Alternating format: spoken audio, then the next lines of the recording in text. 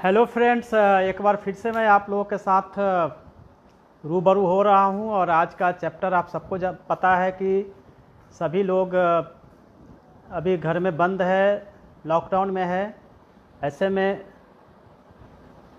और ऐसे में सबकी समस्या यह है कि प्रिपरेशन को किस तरह से कंटिन्यू रखा जाए, क्योंकि अब हमारे पास एक ही माध्यम है कि हम आपसे लाइव होकर ही अपनी बातों को रख सकते हैं और आपको सही तरीके से गाइड कर सकते हैं। क्योंकि क्लासेज अभी बंद है और मिशन 50 में क्लास भी मैं नहीं जा पा रहा हूं, तो ऐसे में हम आपको लाइव होकर ही आपको गाइड कर सकते हैं। जनरली मैं इवनिंग टाइम में ही आपसे अपनी बातें शेयर कर पाऊंगा।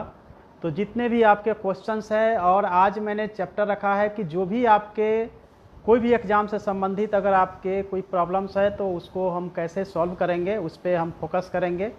न केवल IAS IPS यानी कि UPSC, बल्कि BPSC, other PCS, other exams, net JRF, कोई भी अगर आपके क्वेश्चंस हैं तो आप वो क्वेश्चन हमसे कर सकते हैं। और जब तक आपके क्वेश्चन समाप्त नहीं होते हैं तब तक मैं आपके साथ जुड़ा रहूँगा और आपसे अपनी बातें शेयर करूँगा।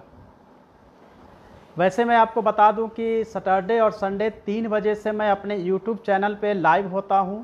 तो सैटरडे संडे मैं फेसबुक पे आपको समय नहीं दे पाऊंगा। फेसबुक पे जनरली मैं अल्टरनेट डे ही इसी समय में 7 बजे के आसपास मैं आपसे जुड़ूंगा और अपनी बातें आपको रखूंगा। लॉकडाउन में एक हमें अपॉर्चुनिटी मिली है कि घर में रहते हुए हम अपनी तैयारी को कंटिन्यू रखें। एग्ज़ाम पोस्टपोन्ड हो रहे हैं। जब तक कि सब कुछ नॉर्मल नहीं होता है तब तक कोई भी एग्ज़ाम होने की कोई संभावना अभी नहीं है, भले ही डेट अनाउंस कर दिया गया हो। उसकी वजह केवल यह है कि सोशल डिस्टेंसिंग का पालन एग्ज़ाम्स लेने में नहीं किया जा सकता है। यदि ऐसा किया जाएगा तो अधिक से अधिक स्कूल्स और कॉलेज की ज़रूरत पड़ेगी और वैसे में बहुत मुश्किल होगी, बहुत कठिनाई होगी, तो मैनेज करना भी बहुत टफ है। आने वाले समय में यदि हम कोरोना पे काबू नहीं पा सकेंगे तो कहीं ना कहीं गवर्नमेंट या फिर एग्जामिनेशन बोर्ड वो ऑनलाइन एग्ज़ाम की तरफ बढ़ेगी और घर से ही कोई ना कोई ऐसे सिस्टम बनाए जाएंगे जिसके द्वारा एग्ज़ाम कंडक्ट किया जाएगा।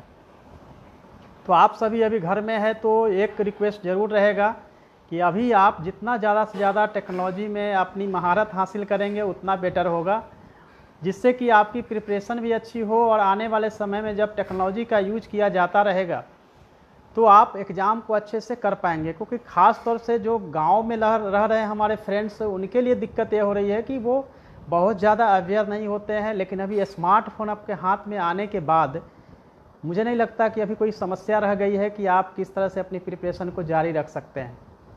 तो अभी बहुत सारे क्वेश्चंस आ रहे हैं, तो सबसे पहले मैं क्वेश्चन आपका ले रहा हूँ कि किस तरह से difference between UPSC, BPSC, UPSC।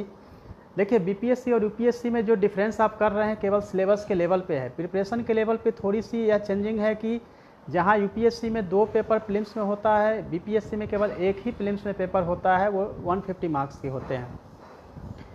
UPSC में जो सेकेंड पेपर है वो CSET का पेपर होता है जिसको क्वालिफाई करना होता है, जबकि बिहार में जो है वो 2 जनरल स्टडी के पेपर होते हैं। तो ये चेंजिंग है। और ऑप्शनल पेपर भी आप देख रहे हैं कि ऑप्शनल पेपर भी एक कर दिया गया है ताकि एग्ज़ाम को जो है वो कम समय में पूरा किया जाए। एग्जामिनेशन में जो कॉपी चेक करनी होती है वो भी पूरा किया जाए। इसी को ध्यान में रखते हुए BPSC को सिलेबस को भी कंसाइज किया गया है और 2 ऑप्शनल से 1 ऑप्शनल में उसको लाया गया है।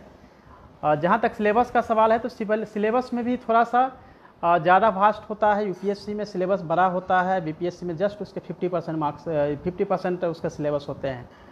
तो इसलिए मैं बोलता हूँ कि आप अगर UPSC की प्रिपरेशन करेंगे तो BPSC या अन्य जो UPPCS या MPPCS या राजस्थान एग्ज़ाम्स है उन सब एग्ज़ाम को आप इजीली जो है उसे क्लियर कर सकते हैं। तो आप UPSC की प्रिपरेशन करें। UPSC के लिए जितने भी सब्जेक्ट के हिसाब से गाइड करना है वो ऑलरेडी हमने आपको बताया भी है कि किस तरह से आपको करना है। तो वो आप फोकस कर सकते हैं कि उस तरह से आप तैयारी करिए। जैसे आप मेरे YouTube चैनल पर जाएंगे या मेरे फेसबुक पेज पर भी ज्योग्राफी की कैसे प्रिपरेशन करनी है, हिस्ट्री की कैसी तैयारी करनी है, कौन कौन सी बुक्स आपको प्रीफर करनी है, सभी डिटेल्स जो है उसमें दिए गए हैं। जल्दी ही हम आपको पॉलिटी और इन्वायरमेंट इकोलॉजी पे भी 1 से 2 दिनों में आपको वीडियो के द्वारा यह बताएंगे कि कौन सी बुक्स आपको प्रीफर करनी है। फिर भी अगर आपके पास यदि किसी सब्जेक्ट को लेकर क्वेश्चंस होंगे तो मैं उसका भी जवाब दूंगा, क्योंकि आज मैं पूरी तैयारी के साथ पूरे बुक्स लेकर मैं बैठा हूँ कि आपके को क्वेश्चन होंगे तो मैं बुक्स के साथ आपको बता पाऊँगा कि कैसे तैयारी करनी है। और आपके बहुत सारे क्वेश्चंस वगैरह भी आ रहे हैं, तो उसको क्वेश्चन को हम सबसे पहले लेते हैं कि आप तैयारी को किस तरह से आगे ले जाएंगे। तो नेट और जेआरएफ की हम बात कर लेते हैं सबसे पहले। तो यूजीसी द्वारा जो परीक्षा ली जाती है वर्ष में 2 बार ली जाती है, अलग अलग कारण से। कई बार वो जुलाई में होती है, कभी वो नवंबर दिसंबर में या फिर जनवरी तक चली जाती है। तो वर्ष में 2 बार परीक्षा होती है यूजीसी द्वारा। उसमें जो कट ऑफ को पार करते हैं तो जितना उन्हें लेना होता है यूजीसी को, उसमें नेट पास होते हैं। जो ऊपर के टॉप से होते हैं उनको जेआरएफ दिया जाता है, जूनियर रिसर्च फेलोशिप। यह अवार्ड होने के बाद लगभग 40 से 50 हज़ार रुपया आपको मिलता है पीएचडी करने के लिए, रिसर्च करने के लिए। यह कहीं ना कहीं स्टूडेंट के लिए बहुत बड़ा एक हैवी और हेल्दी अमाउंट होता है, जिससे वो अपनी रिसर्च को कंटिन्यू रख सकते हैं। रिसर्च के लिए आप जेआरएफ करते हैं। मैं भी जेआरएफ अवार्डेड था यूनिवर्सिटी से, यूजीसी से, और मैंने जेआरएफ अवार्ड को मैंने अवेल करने से पहले ही मैं यूपीएससी में सिलेक्ट हो चुका था आईएएस के तौर पे। इसलिए मैं, चूँकि रिजल्ट जो है वो जेआरएफ की 8 दिन पहले आई थी और उसके 8 दिन बाद 16 मई को मेरा आईएएस का रिजल्ट आया था, तो मैं उसका अवेल नहीं कर पाया था। फिर भी रिजल्ट में ये मैं बताना चाहता हूँ कि सिलेबस क्या है, उसकी तैयारी आप कैसे करेंगे।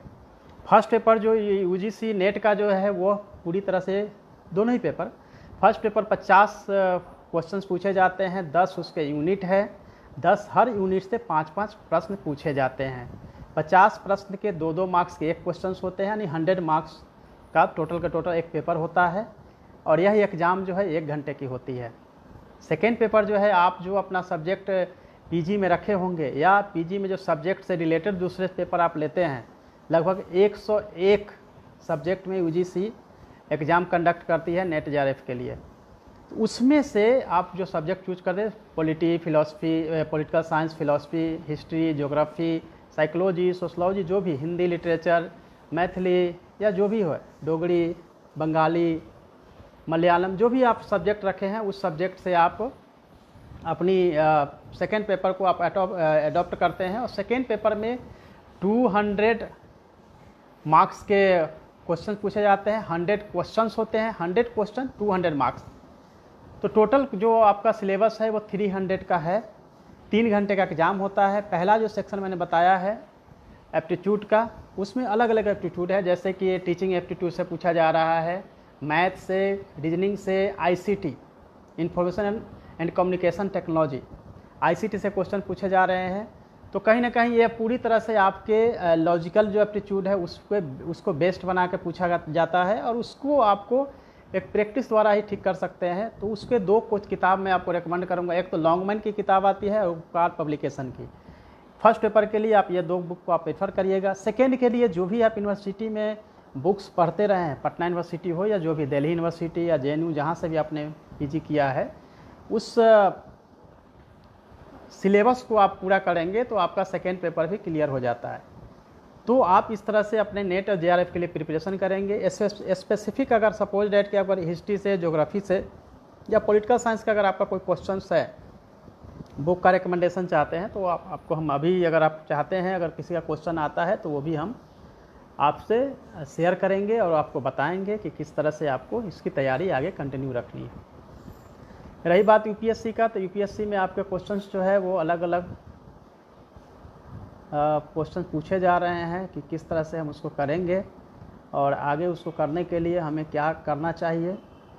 सो फ्रेंड्स, अब हम बात करते हैं इन्वायरमेंट इकोलॉजी के क्वेश्चंस हैं। इन्वायरमेंट इकोलॉजी के लिए मैंने पहले बताया था कि ये बुक जो है इन्वायरमेंट इकोलॉजी की बुक्स है शंकर पब्लिकेशन की।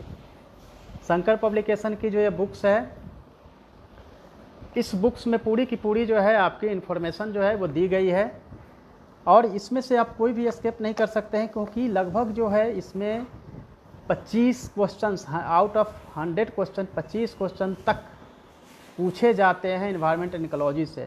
तो यह किताब बहुत महत्वपूर्ण है। कम से कम 2 से 3 बार इस बुक को पढ़ें और अपने कॉन्सेप्ट को क्लियर करें, और जो भी आप न्यूज़पेपर द हिंदू या दूसरे न्यूज़पेपर पढ़ते हैं उसके साथ इसको रखकर जो भी अप टू डेट होता है इस बुक के, जो आपके बचे हुए जगह हैं उसमें बनाइए, डायग्राम बनाइए और उसके हिसाब से अपनी प्रिपरेशन को कंटिन्यू रखिए।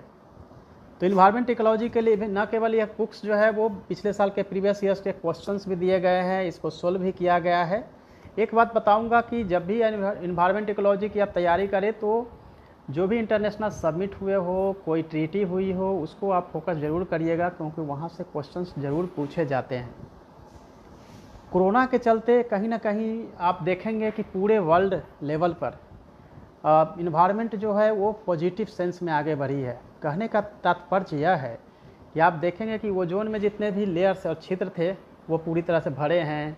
एक फ़ायदा यह हुआ है, हवा जो है साफ़ हुई है, नॉइज़ पोल्यूशन कम हुआ है, वाटर पोल्यूशन, यानी जितने तरह के पॉल्यूशंस हैं वो कम हुए हैं।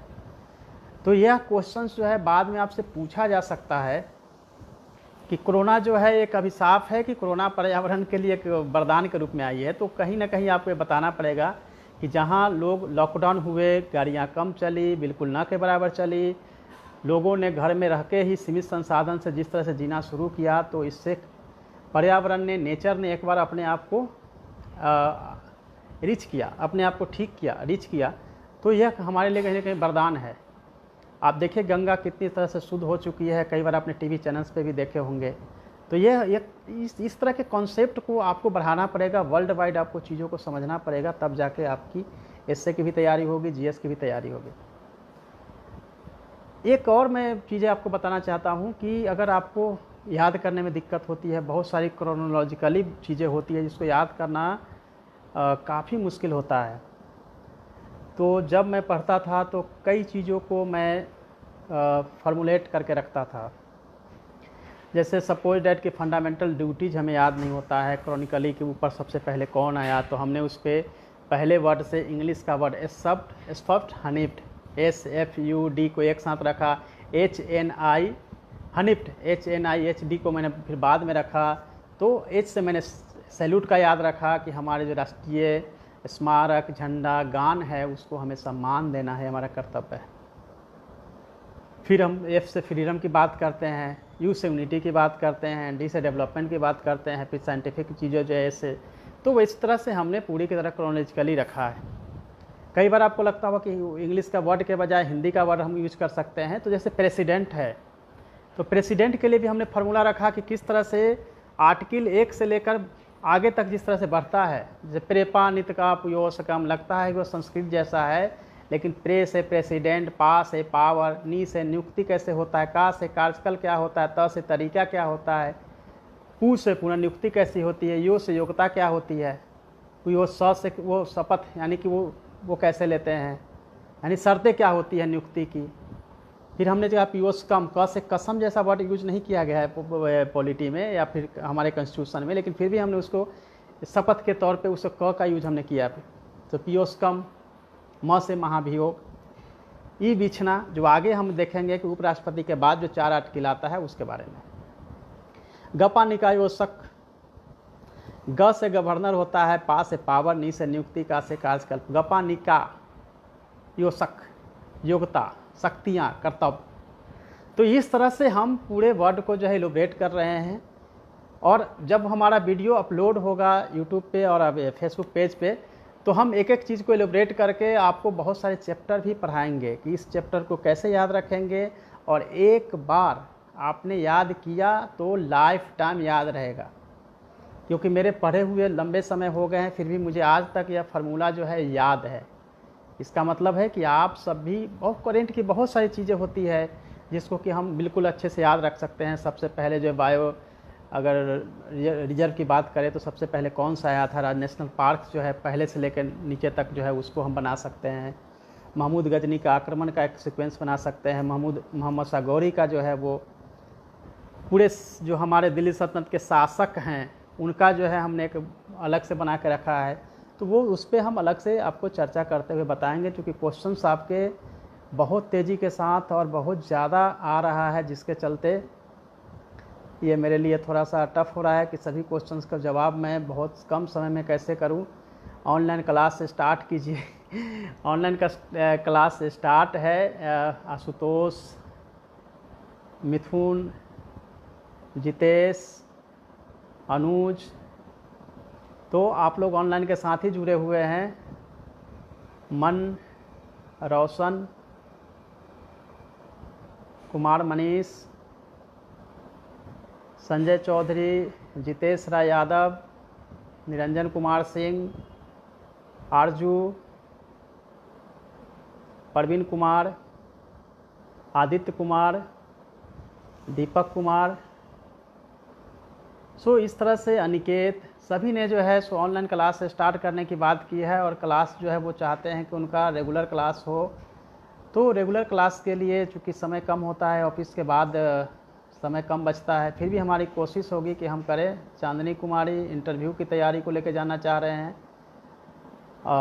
आपके बहुत सारे क्वेश्चन, अजीत पटेल का क्वेश्चन है, स्ट्रेटजी बताइए। दिलखुश कुमार का भी क्वेश्चन है, पंकज हैं, गौरव है, आदित्य कुमार हैं, लखेंदर हैं, गुड्डू, बहुत सारे लोगों ने हमें मिस किया है। हिस्ट्री की तैयारी कैसे करें, इसके बारे में क्वेश्चंस पूछे जा रहे हैं। तो हिस्ट्री के लिए आप मेरे YouTube channel doctor Ranjit Kumar Singh IAS या फिर youtube.com/c/डॉक्टर रंजीत कुमार सिंह, यहाँ आप जाएंगे तो आपको हिस्ट्री, ज्योग्राफी और बाकी एग्ज़ाम के स्ट्रेटजी क्या होनी चाहिए उस पर डिटेल्स वीडियो अपलोड किया हुआ है, जहाँ से आप डाउनलोड कर सकते हैं या देख सकते हैं, अपने फ्रेंड्स को शेयर भी कर सकते हैं। तो वहाँ आपको डिटेल्स में मिल जाएगा, क्योंकि सबकी अपनी अपनी समस्या है, उसके हिसाब से हम आप लोगों को बताएंगे कि किस तरह से हमें आप लोगों को तैयारी करवानी है। बहुत सारे फ्रेंड्स हमारे जो है NIOS DLED के सपोर्ट के लिए थैंक्स बोल रहे हैं। सपोर्ट नहीं बल्कि ये तो गवर्नमेंट का डिसीजन है और गवर्नमेंट जल्दी इस पर कुछ निर्णय करके आप लोगों के नियोजन को जल्दी शुरू करवाएगी। बहुत लोगों ने मेरिट तैयार है फिर भी उनका नियोजन नहीं हो पाया है। तो जो लोग DLED हैं फिर भी जो टेट पास है वही लोग अप्लाई कर पाएंगे। तो उनकी संख्या बहुत कम है, बहुत ज़्यादा संख्या होती नहीं है। गवर्नमेंट लेवल पे, विभाग लेवल पे जल्दी निर्णय करके हम लोगों की कोशिश है कि जल्दी से जल्दी इसको पूरा करवा लिया जाए। IAS बुक्स हिंदी मीडियम के बारे में बताएं। हिंदी मीडियम में जो IAS के लिए बुक्स हो सकती है वो है, तो सबसे पहले अगर हम देखेंगे पॉलिटी की बुक्स अगर आपको देखनी हो तो पॉलिटी की बुक्स जो है वो लक्ष्मीकांत की बुक्स आप लीजिए। और एक बेयर एक्ट आती है जो कि हिंदी भी है इंग्लिश भी है, बाइलिंगुअल है, तो वो आप पॉलिटी के लिए बुक्स को मैं प्रीफर करता हूँ। आप इन्वायरमेंट इकोलॉजी के लिए शंकर IAS की जो बुक्स है उसको आप देखिए, जो मैं अभी बुक्स आपको बता रहा था। जैसे अगर हम बात करें इंडियन, तो ये हिंदी में भी है, इंग्लिश में भी है। ये बुक्स जो है चूँकि सेल्फी के मोड में है इसीलिए आपको उल्टा दिखाई दे रहा होगा। इसको अगर हम मिरर के हिसाब से अगर समझना चाहें तो आपको समझ में आएगा कि इंडियन पॉलिटी लक्ष्मीकांत की बुक्स है। तो आप इसको देख सकते हैं कि किस तरह से तैयारी करनी है, उसके हिसाब से आप इसको देख सकते हैं। अगर हमको पीछे से अगर दिखाना हो तो हम कोशिश करेंगे कि आपको ये बुक्स आपको दिखाएं। ये आपकी बुक्स है लक्ष्मीकांत की इंडियन पॉलिटी, आप ये पीछे से देख सकते हैं।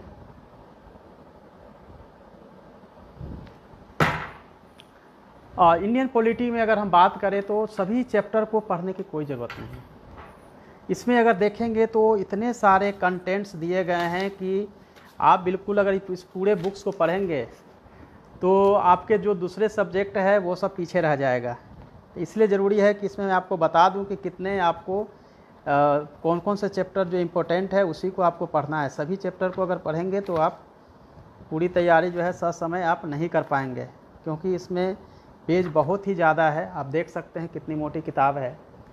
तो आप देखेंगे कि सबसे पहले जो है आपको पहला जो है प्रियम्बल है।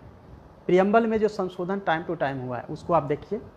प्रियम्बल के बाद अगर हम देखेंगे तो सिटीजनशिप, उस पर आप फोकस मत करिए। राज्य के निर्माण अगर कोई होता है उस समय उसका महत्व होता है, अदरवाइज नहीं होता है, उसको छोड़ दीजिए। आप नागरिकता यानी सिटीजनशिप है उसको आप छोड़ सकते हैं। आप सीधे आ जाते हैं फंडामेंटल राइट्स। फंडामेंटल राइट्स से क्वेश्चन मेंस हो या प्रीलिम्स हो पूछे जाते हैं। सो पहला मेरा रिकमेंडेशन प्रियम्बल, दूसरा जो है फंडामेंटल राइट्स मौलिक अधिकार, तीसरा मेरा है कि राज्य के नीति निर्देशक तत्व डायरेक्टिव प्रिंसिपल ऑफ स्टेट। ये तीसरा मैं चैप्टर बता रहा हूँ जिसकी आपको तैयारी करनी है। चौथा है वो है फंडामेंटल ड्यूटीज मौलिक कर्तव्य। पांचवा मेरा जो है वो है प्रेसिडेंट राष्ट्रपति। छठा है वो है उपराष्ट्रपति वाइस प्रेसिडेंट। सातवां है वो है आपको गवर्नर पढ़ना। आठवां अमेंडमेंट संविधान संशोधन। नौवां पंचायती राज उसके बारे में आपको पढ़ना है। और ये 10वां शेड्यूल्स यानी अनुसूचियाँ। ये 10 के 10 चैप्टर से ही क्वेश्चंस पूछे जाते हैं। अगर इसके अलावे आपको पढ़ना है तो आप पढ़ सकते हैं election commission, CAG and attorney general. और बाकी जो चीज़ें हैं जैसे मान लेते वित्त आयोग, ये सब आप हिस्ट्री में ही इकोनॉमिक्स में ही पढ़ते हैं। तो ये 10 से 12 चैप्टर ही हैं जिससे क्वेश्चंस पूछे जाते हैं। जबकि अगर इस बुक्स की पूरे चैप्टर की हम बात करें तो 60 चैप्टर्स हैं। तो आपके काम को मैंने आसान कर दिया और केवल 12 से 13% ही इस बुक्स को देखना है। इसी तरह की रणनीति करेंगे तब जाके आप सक्सेस होंगे। किसी ने बताया नहीं होगा, केवल बुक की नाम है, ये बुक पढ़ लेना। ये बुक पढ़ते पढ़ते आपके निकल जाएंगे 2 महीने, इस बुक को पढ़ लेना, फिर निकल जाएंगे 6 महीने। पता चला कि आप 2 साल तक पढ़ रहे हैं, इधर से पढ़ रहे हैं, उधर से भूल रहे हैं। ऐसा होता है कि आप जब नहीं अच्छे से पढ़ेंगे, अच्छी गाइडेंस आपको नहीं मिलेगी, तो आप इसी तरह से भटकते रहेंगे और दिन रात पढ़ेंगे, फिर भी आपको कोई रिजल्ट नहीं होगा, नहीं आपका कॉन्सेप्ट क्लियर होगा। तो फ्रेंड्स, जो ज़रूरी है जहाँ से क्वेश्चंस पूछे जाते हैं उसी चैप्टर से आपको पढ़ना है। शायद मेरी बात समझ गए होंगे। हिस्ट्री में जानना चाहते हैं, देखिए हिस्ट्री के लिए मैंने बताया था, अगर जीएस की बात करें तो क्लास 6 से लेकर 10+2 यानी 12th क्लास तक की बुक को आपको देखनी है। क्लास 6 में एंशिएंट इंडियन हिस्ट्री है, क्लास 7th में मेराइवल इंडियन हिस्ट्री है, क्लास 8th में यानी 8वीं क्लास में मॉडर्न है, 9th क्लास में सिविलाइजेशन है पार्ट 1 और पार्ट 2 10th क्लास के सिविलाइजेशन में। 11th क्लास में 2 बुक्स हैं, एंशिएंट एंड मेराइवल, और मॉडर्न एंड वर्ल्ड हिस्ट्री जो है वो 12th क्लास में। पूरी की पूरी ये किताबें हैं। एनसीईआरटी में मैं नहीं बोलूँगा कि आप सेलेक्टिव होकर पढ़िए, एनसीईआरटी में कोई सिलेक्टिव नहीं हुआ जा सकता है। एनसीईआरटी में सभी की सभी बुक्स पढ़नी है। लेकिन आप देखेंगे कि अगर एंशिएंट को देखते हैं तो 6 से 12th क्लास तक में 3 बार रिवीजन होता है। मॉडर्न हो या मेराइवल हो, ये तीनों ही 3-3 बार रिपीट होता है। तो जैसे अगर आप दिल्ली सल्तनत को थोड़ा पढ़ते हैं, तो जैसे 9th क्लास में अगर आप जाते हैं 10th क्लास में, तो वहाँ पे थोड़ा एलोबरेट होता है। 11th क्लास में जाते हैं तो पूरा का पूरा दिल्ली सल्तनत मुग़ल काल को अलग से चैप्टराइज किया गया है। उसके आर्ट आर्किटेक्ट को बताया गया है, लिटरेचर को बताया गया है, उस काल में और भी फाइन आर्ट्स के जो डेवलपमेंट हो रहे हैं उसको बताया गया है। 11th क्लास में फाइन आर्ट्स की अलग से बुक्स आई हुई है जो एनसीईआरटी की है। सो 11th क्लास में 3 बुक्स आपको पढ़ना होता है। अगर उसी तरीके से देखेंगे मॉडर्न में देखेंगे तो मॉडर्न में भी पूरा का पूरा जब ईस्ट इंडिया कंपनी आ रही है, उससे पहले जो कंपनियां आ रही थी, पुर्तगाली आ रहे थे, कोलंबस आया, पहले तो Vasco da Gama, Columbus, then फिर वो यानी डच फ्रेंच से लेकर पुर्तगाली डच फ्रेंच से लेकर ईस्ट इंडिया कंपनी तक के आगमन से स्टार्ट हो जाता है मॉडर्न। लेकिन मॉडर्न काल को अगर डिवाइड करना हो तो केवल ये नहीं कि कोई डेट से डिवाइड कर सकते हैं। जैसे मेराइवल काल की दकियानूसी विचारधाराएं, जो उस समय के जो निगेटिव जो डिमेरिट्स थे वह ख़त्म होते हुए नई सोच, नई चीज़ें आ रही थी, सामुद्रिक यात्राएं हो रही थी, वैज्ञानिक आधार पे हर बात को कसौटी पे कसा जा रहा था, वही मॉडर्न काल के आने का संकेत था और उसी के आधार पे इसको देखा जाता है। कई बार क्वेश्चंस आते हैं कि 18वीं शताब्दी क्या अंधकार का युग था? तो बहुत सारे लोग सोचते हैं 18वीं शताब्दी अंधकार का युग था। उसका मैं एक डायमेंशन आपको बताता हूँ। 18वीं शताब्दी में जैसे मुग़ल सत्ता का पतन होता है तो छोटे छोटे जो है अलग अलग पावर्स आना शुरू हो जाता है। एक तरफ अवध है, एक तरफ हैदराबाद का है, दूसरे तरफ आप इधर देखेंगे बंगाल में है, बंगाल का नवाब, अवध का नवाब, फिर आप देखेंगे उधर हैदराबाद में अलग है। वो तो बड़े बड़े 3 हैं। उसके अलावा छोटे छोटे अलग अलग एम्पायर जो है बन चुके हैं। यानी कि राजनीतिक आधार पे देखा जाता है कि छोटे छोटे टुकड़ों में बटा है हिंदुस्तान, इसीलिए उसको कहा गया कि भाई अंधकार का युग है। क्या कि इस समय राजनीतिक एकता नहीं है, विशाल साम्राज्य का भाव है।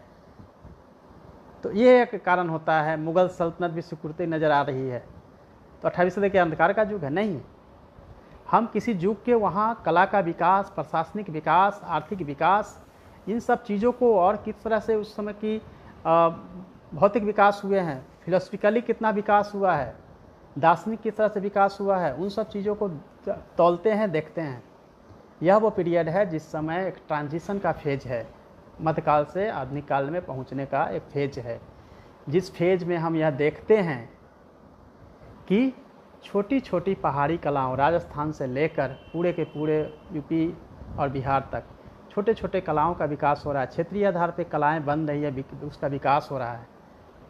और अलग होने के बाद भी आर्थिक समृद्धि घटी नहीं है, आर्थिक समृद्धि बढ़ी है। इसलिए इसको अंधकार का युग नहीं कह सकते हैं, ट्रांजिशन फेज है। और यह कहीं ना कहीं ये रिनेसा का फेज कह सकते हैं, पुनः जागरण का फेज है। नहीं कि इसको कह सकते हैं कि ये बिल्कुल अंधकार का युग है। तो ऐसे ऐसे आपके क्वेश्चंस आएंगे।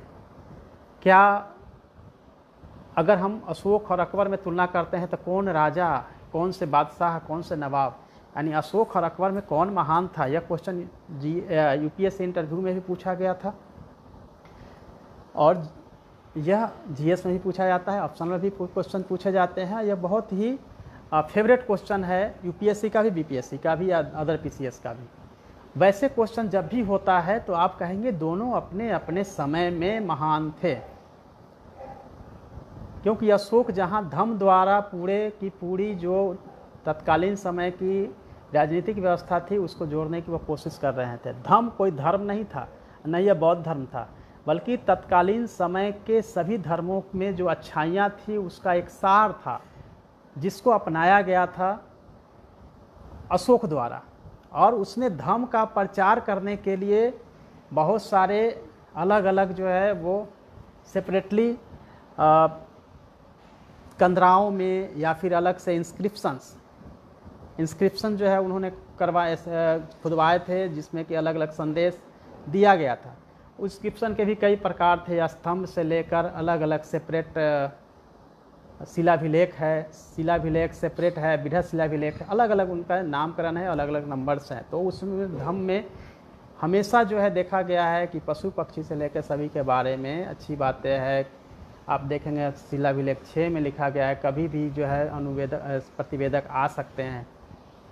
तो प्रशासन के बारे में, सत्ता कैसी है, इसके बारे में पूरे डिटेल्स उस समय दिए गए थे। वह उस ज़माने की बात है जब रोड नहीं थी। रोड थी तो बहुत ही कच्ची थी। मध्यकाल में जिस तरह से रोड बना, रोड का उस समय शुरू हो चुका था। तो उस समय के काल को देखेंगे तो मध्यकाल में, अकबर के काल में समृद्धि ज़्यादा है और उसमें कम्युनिकेशन डेवलपमेंट ज़्यादा हुआ, अशोक के काल में कम हुआ। दोनों के काल की तुलना करेंगे तो अशोक को पता था कि हम साउथ तक अपनी जो है डायरेक्टली पहुंच नहीं बना सकते हैं, और वह गलती नहीं किया। उसी तरीके से अकबर ने भी साउथ तक अपनी नहीं की, लेकिन जैसे ही औरंगजेब ने साउथ पे अपनी पकड़ बनाने की कोशिश की तो वह नॉर्थ उसके हाथ से खिसकता हुआ नज़र आ रहा था। तो दोनों ही काल में बहुत अच्छे से विकास हुआ। दोनों ही काल को अगर देखेंगे तो दोनों ही काल दोनों ही शासकों के लिए अपने समय के स्वर्णयुग काल के रूप में है। तो इसीलिए दोनों की तुलना करेंगे तो अपने अपने समय में दोनों महान थे। फिर भी अगर इंटरव्यू बोर्ड में आप पे प्रेशर बनाया जाएगा कि कौन आपके महान थे, तो अगर आप अशोक बोलते हैं तो अशोक के बारे में आपको डिटेल होना चाहिए, उसकी वजह क्या है। क्योंकि दीन इलाही द्वारा एक तरफ वो भी धर्मनिरपेक्षता की बात करते हैं अकबर, तो धर्म द्वारा धर्मनिरपेक्षता की बात करते हैं अशोक। तो इस तरह से दोनों अपने अपने समय में अगर देखेंगे, उनके समय में कलाओं का विकास, फाइन आर्ट्स का विकास हुआ, दोनों के समय में ऐसा है। जिस समय में जो समय था उसके हिसाब से है। तो आप यह कह सकते हैं कि उस समय के जो शासक थे वो दोनों को दोनों महान थे। कभी भी किसी के बारे में आप बायस होके, बायस न भी हैं तो भी किसी को आप यह नहीं बता सकते हैं कि जैसे औरंगजेब के बारे में कहा जाता है। फ्रेंड्स, आप लोग सीधा समझते होंगे औरंगजेब के काल में मंदिर तोड़ा गया, औरंगजेब के काल में जो है हिंदुओं को मुसलमान बनाया गया, बहुत तरह की क्वेश्चंस वगैरह आपके सामने रख दिया जाता है। सुमित, ये एक हिस्टोरियन है रंजीत सरकार, उन्होंने जो है उसके बारे में डिटेल्स में बताया है। और आप बिल्कुल ये समझते हैं कि उस समय जितना भी कर वगैरह था हिंदुओं पे लादा गया, इस तरह तमाम तरह क्वेश्चन। बट आप अगर इसको निष्पक्ष रूप से और आधुनिक समय में मार्क्सिस्ट व्यू से देखेंगे, सबाल्टर्न व्यू से देखेंगे, तब आपको ऐसा लगेगा कि औरंगजेब अपनी तत्कालीन परिस्थितियों को ध्यान में रखकर ही इस तरह की नीतियाँ बना रहा था। क्या उसके समय में आपको पता है, अकबर से भी ज़्यादा औरंगजेब के समय में मनसबदार, हिंदू मनसबदार थे। न केवल मनसबदार थे बल्कि ज़मींदार भी ज़्यादा थे, और उनके राज दरबार में भी हिंदुओं की संख्या जो है अकबर की तुलना में औरंगजेब के काल में ज़्यादा था। ज़्यादा एरिया पे शासन कर रहे थे औरंगजेब। उनका विस्तारवादी नीति जो था वो बिल्कुल बीजापुर गोलकुंडा होते हुए पहुंचा हुआ था साउथ तक, यानी आंध्र प्रदेश और उत्तर तमिलनाडु के एरिया तक, पूरा जो है गोलकुंडा एरिया तक, बीजापुर गोलकुंडा तक। अहमदनगर को पहले ही जीता गया था। तो कुल मिला के यह देखेंगे आप कि किस तरह से यह शासक का एरिया जो है बड़ा है, लेकिन फिर से वही गलती हुई जिस तरह से मोहम्मद बिन तुगलक ने मध्यकाल में अपनी राजधानी को दक्षिण में शिफ्ट करता है और वह उत्तर की तरफ जो है ध्यान नहीं देता है और उत्तर उसके हाथ से खिसकता नजर आता है। यह गलती मोहम्मद बिन तुगलक के समय में हुई। वही गलती जो है फिर से दोहराने की कोशिश की गई औरंगजेब के समय में, जब बीजापुर गोलकुंडा को डायरेक्ट अपने अधीन लाने की कोशिश हुई और तत्कालीन जो शासक से दक्षिण के, उनके साथ संघर्ष के बाद वो पूरी तरह से फंस गया दक्षिण में, और सत्ता इतनी स्ट्रॉन्ग, इतनी पावरफुल मुगल काल के रहने के बावजूद जो है वहाँ से पतन जो है वो शुरू हो जाती है। लेकिन समुद्रगुप्त के बारे में अगर आप ध्यान देंगे तब आपको याद होगा कि गुप्त शासक जो समुद्रगुप्त है वह दक्षिण पे मोक्षानुग्रह की नीति अपनाता है, डायरेक्ट नहीं, डायरेक्ट शासन नहीं करता है। उस समय के जो दक्षिण के शासक है 12 से 13 विष्णुगुप्त तक, दक्षिण तक, वो वहाँ पे हराता है, उससे लेता है और कहता है हमारे अधीन रहना है, मोक्षानुग्रह। तो आपको हम मुक्त करते हैं, लेकिन आपको अधीनता हमें स्वीकार करनी होगी, गिफ्ट देना होगा, टाइम टू टाइम जो उनको रेवेन्यू है वो देना है। तो समुद्रगुप्त उस समय समझ चुका था कि ये डायरेक्ट शासन नहीं दक्षिण पे कर सकते हैं, जिसको कि गलती मोहम्मद बिन तुगलक कोशिश किया। उसी तरह से अलाउद्दीन खिलजी के टाइम में आप देखेंगे दक्षिण पे उन्होंने प्रयास नहीं किया। फिरोज शाह तुगलक के टाइम जो है, तो ये पूरा का पूरा अगर कंपैरेटिव अध्ययन करेंगे हिस्ट्री में तो आपको कहीं से भी दिक्कत नहीं होने वाली है, और बहुत ही दिलचस्पी के साथ आप पढ़ेंगे तो जो आपको लगता है कि हिस्ट्री जो है बहुत इजी नहीं है, बहुत बोरिंग है, उसको समझना मुश्किल है, ऐसा नहीं है। आप जब उसको बहुत इजी, आप मैथ पे अगर आप पढ़ना शुरू करेंगे तो आपको काफ़ी इसमें मज़ा आने वाला है। हड़प्पन काल को अगर देखेंगे तो किस तरह से आप सुख्ता जंडौर, बलूचिस्तान जो पाकिस्तान में अभी है, वो वेस्टर्न सबसे साइट्स है, वहाँ से लेते हुए आलमगीरपुर जो यमुना की सहायक नदी हिंडन के ऊपर है, आजकल जानते होंगे हिंडन एयरबेस है, ये पूरा का पूरा वेस्ट टू ईस्ट का है। पूरा का आप देखेंगे जम्मू कश्मीर में जो साइट्स मिले थे वो देखेंगे कि दायमाबाद दक्षिण में है, दक्षिण बाद दायमाबाद से होते हुए अगर नॉर्थ में देखेंगे कायरकाल तक का जो है, तो वहाँ जो है आप चिनाब नदी के किनारे से लेके दक्षिण के दायमाबाद, भगतरा, ये सब पूरा का पूरा साइट का जो ट्रायंगल बनता है आप उसको देख लीजिए। उसके बाद जो है आप शुरू करिए घघरा नदी, घघरा हक्कर पाट, उस पर बने हुए लगभग 200 से 300 साइट्स। तो उसी तरह से आप देखेंगे कि रोपर है, सुतकाको है। तो आप जो है हर पीरियड को अपने हिसाब से आप अगर देखेंगे मैप के हिसाब से तो आपकी जो विजन है वो क्लियर होता जाएगा। हड़प्पन सभ्यता के पतन को अगर हम देखेंगे तो आपको बहुत इंटरेस्टिंग चीज़ मैं बताने जा रहा हूँ, जो मेरे फ्रेंड्स हमारे साथ जुड़े हैं उनके लिए बहुत इंपॉर्टेंट चीज़ है कि हड़प्पन सभ्यता के पतन को लेकर अलग अलग चीज़ है। आर्यों ने आक्रमण किया, क्योंकि बहुत सारे नरकंकाल मिले हैं जिसपे कि हथियार से प्रहार किया हुआ है। ये सही नहीं है। 13 मिले थे, जब उसको रिसर्च किया गया था पहले 13 में से 12 तो ऑलरेडी जो है वो दूसरे जो मलेरिया या फिर प्लेग जैसे बीमारियों से ग्रसित होकर डेथ कर गए थे। लेकिन अगर कंटिन्यूटी में देखेंगे, कुछ भी इतिहास में ऐसा नहीं होता है कि एकाएक पतन हो गया एकाएक उत्थान हो गया। जब हड़प्पन सभ्यता हुआ तो प्राक इतिहास को ध्यान में रखेंगे तो झुकर झांगर संस्कृति जो है वह जो है आहार संस्कृति वहाँ फिर आप देखेंगे कि पहले जो है गांव का एक कल्चर डेवलप होता है प्राक हड़प्पन एज में, फिर वो धीरे धीरे वो हड़प्पा सभ्यता का रूप धारण करता है और हड़प्पा सभ्यता का पतन भी धीरे धीरे होना शुरू होता है। छोटी छोटी संस्कृतियाँ जो है हड़प्पन सभ्यता के पतन के बाद आती है। इसमें जो है कंटिन्यूटी है। कई बार ऐसा देखा गया कि भाई उस समय जो मानसून ने डायरेक्शन चेंज कर दिया, वनों का कटाव तेज़ी के साथ हुआ, जिसके चलते बारिश कम होने लगी, इससे सभ्यता का पतन हुआ। नो डाउट ये भी एक रीजन हो सकता है। तो कहीं ना कहीं पारिस्थितिकी रूप से भी इसमें चेंजिंग हुआ। लेकिन फ्रेंड्स बहुत इम्पोर्टेंट चीज़ यह है कि जो गंगा और यमुना जो अभी बह रही है, यह गंगा जमुना बिल्कुल ही दक्षिण के बाद ईस्ट की तरफ जाती है, वैसा नहीं था। घग्गर नदी आज विलुप्त हो चुकी है, घग्गर और सरस्वती नदी। सरस्वती नदी के बारे में भी मैं बहुत आपको डिटेल्स में बताऊंगा कि किस तरह से जब भूगर्भिक हलचल हुआ पृथ्वी के अंदर, जब धरती के अंदर भारत के एरिया में जब भूगर्भिक हलचल हुआ, भूगर्भिक हलचल होने के बाद आप देखेंगे कि राष्ट्रपति भवन से लेकर राष्ट्रपति भवन पूरी तरह से जो है वो अरावली का जो आगे का स्ट्रेच है उस पे बसा हुआ है। अरावली जो बने हैं माउंटेन्स, वो पूरा का पूरा कहीं ना कहीं डिवाइड कर देता है। एक एरिया जो है उठा हुआ भाग है।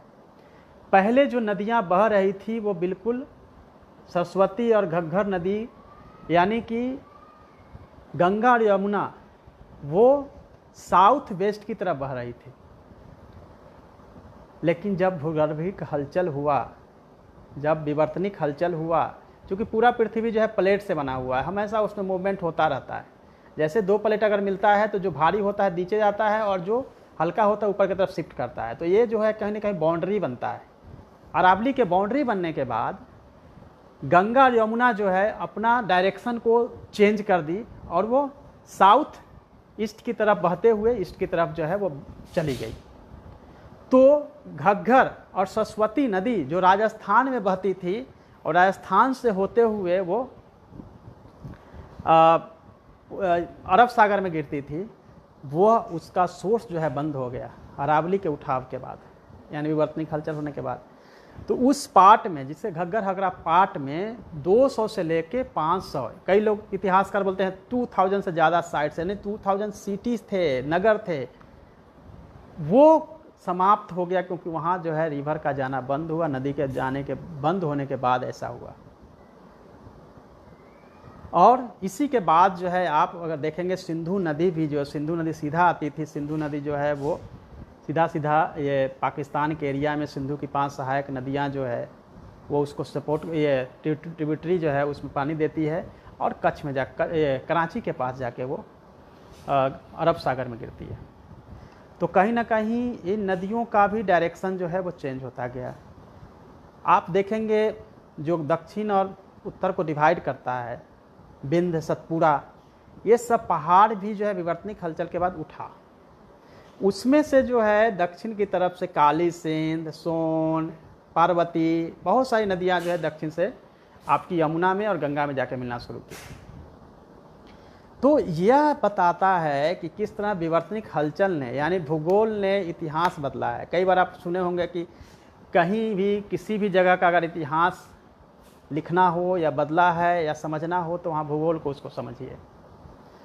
तो हड़प्पा सभ्यता का पतन भी धीरे धीरे होता गया और इस तरह से नदियों का जो डायरेक्शन है वो चेंज हुआ। तो मेरे फ्रेंड्स, बहुत इंटरेस्टिंग आपको लग रहा होगा कि किस तरह से यह चेंज हुआ, किस तरह से नदियों ने अपना मार्ग परिवर्तन किया, फिर सभ्यता का पतन हुआ। पतन के बाद फिर आप देखते हैं कि वैदिक युग का आगमन होता है। वैदिक में भी उत्तर वैदिक है, पूर्व वैदिक यानी ऋग वैदिक काल, क्योंकि ऋग वेद पे ही पूरा लिखा गया है। ऋग वेद के बाद 3 वेद जो आया है, यानी कि साम वेद, अधुर्वेद, अथर्ववेद, वो 3 वेद जो है, और पुराण एंड उपनिषद, ये सब उत्तर वैदिक काल में लिखे गए। तो उत्तर वैदिक काल जो है उसको डिवाइड करता है। पूर्व वैदिक काल में क्या अंतर है, उत्तर वैदिक काल में क्या अंतर है। उत्तर वैदिक काल में जो है ये पूरा गंडक तक लोगों का संस्कृति का विकास होता है। तो आप जब रिवर्स को देखेंगे, इंडिया के मैप को देखेंगे, तो आपको पूरा का पूरा जो है दिखना शुरू हो जाएगा किस तरह से मांडू से लेकर दायमाबाद, सुक्ता जंडोर से आलमगीरपुर का पूरा एरिया का विकास, डेवलपमेंट और इतिहास बिल्कुल ही विकास को दिखा रहा है।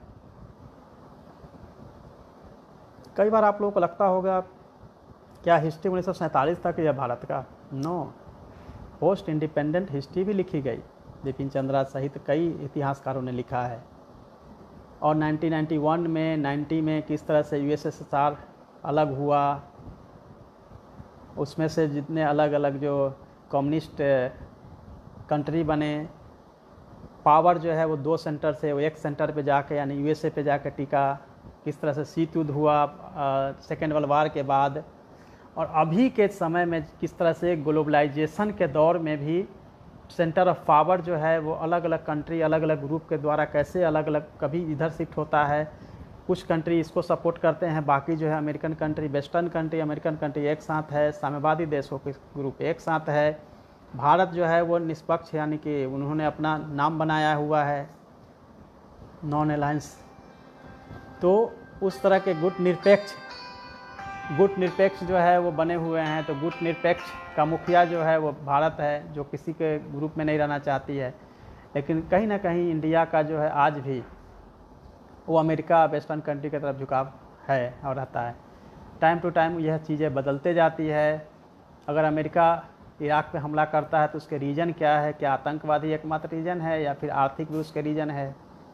इजराइल इतना डेवलप क्यों हुआ जबकि उसके आसपास के जो कंट्री है उस पर हमेशा कुछ ना कुछ प्रॉब्लम होता रहा है बाउंड्री पे, फिर भी इजरायली जो है इतना आगे क्यों बढ़ गया साइंस के क्षेत्र में, वो एग्रीकल्चर के क्षेत्र में, जहाँ भी देखेंगे उसकी वजह क्या है। आप नॉर्थ कोरिया देखिए, साउथ कोरिया के बीच का देखिए, फिर चाइना का क्या रिलेशंस है।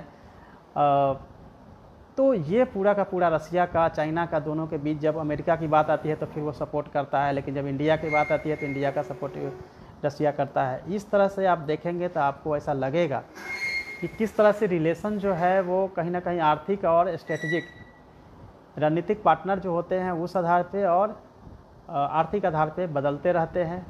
ये पूरा का पूरा जो है वर्ल्ड का जो समीकरण है, यानी कि वर्ल्ड का जो इक्वेशन है, वर्ल्ड का जो रिलेशन है, वो इसी तरह से बदलता रहता है और वो उसके हिसाब से लोग सपोर्ट करते हैं। चाइना किस तरह से इंडिया को घेरने की कोशिश कर रहा है, पाकिस्तान को सपोर्ट करता है और परमाणु बम से लेकर दूसरे चीज़ों को देता है, उसका रीजन इंडिया है। तो ये आप देखेंगे तो फिर दूसरे तरफ आप देखें अफ़गानिस्तान इंडिया का सपोर्टर है। तो इसकी सबको आप देखेंगे तो आपको लगेगा कि कहीं ना कहीं जो है वो पूरा का पूरा जो करंट अफेयर्स है इसी तरह से घूमता है। करंट अफेयर्स में जैसे बहुत सारे जो आप क्रिकेट देखते हैं, बहुत रुचि है क्रिकेट का, जब चलता है तो पूरा टीवी को ओपन ट्यून करते हैं और फिर देखना शुरू करते हैं क्रिकेट जो है। तो उसमें आप ये ज़रूर देखिएगा, कई बार आप कमेंट्रेटर आपको आसपास के क्षेत्रों को दिखाता है, कई बार आप देखेंगे कि ओशियन दिखाता है, यानी कि समुद्री एरिया, सी वगैरह दिखाया जाता है। तो जहाँ भी क्रिकेट मैच हो रहा है तो आप वह ट्राई कीजिए कि उसी दरमियान आप उस सिटी को जानिए, उस कंट्री को जानिए, उसके जो कल्चरल एक्टिविटीज़ है उसको जानिए, उसके इकोनॉमिक कंडीशन क्या है वो जानिए। तो उससे आपका कहीं ना कहीं जीएस जो है वो स्ट्रांग होता जाएगा। आप यह कोशिश करिए कि सीखने के लिए, और जो सीख रहे हैं वो कहीं ना कहीं एग्ज़ाम में काम आता है। कभी भी ये नहीं सोचना चाहिए कि जो हम सीख रहे हैं क्या एग्ज़ाम के लिए उपयुक्त है या नहीं है, बिल्कुल ही वह उपयुक्त होता है। तो आप जब भी कुछ भी देखते हैं, समझते हैं, तो उसको आपको ज़रूर देखना चाहिए कि उसके रीजन्स क्या हैं जिसके चलते जो है उसको जैसे मान लेते हैं कि रेड लाइट एरिया है, रेड लाइट जो लगाया जाता है स्ट्रीट आप रेड लाइट अगला जाएंगे तो फिर रेड लाइट येलो ग्रीन दिखाया जाता है। तो रेड ही क्यों होता है, उसका जो तरंगदैर्घ्य है कितना है, डायमेंशन आगे तक जाता है, दूर से दिखता है, तमाम चीज़ें हैं।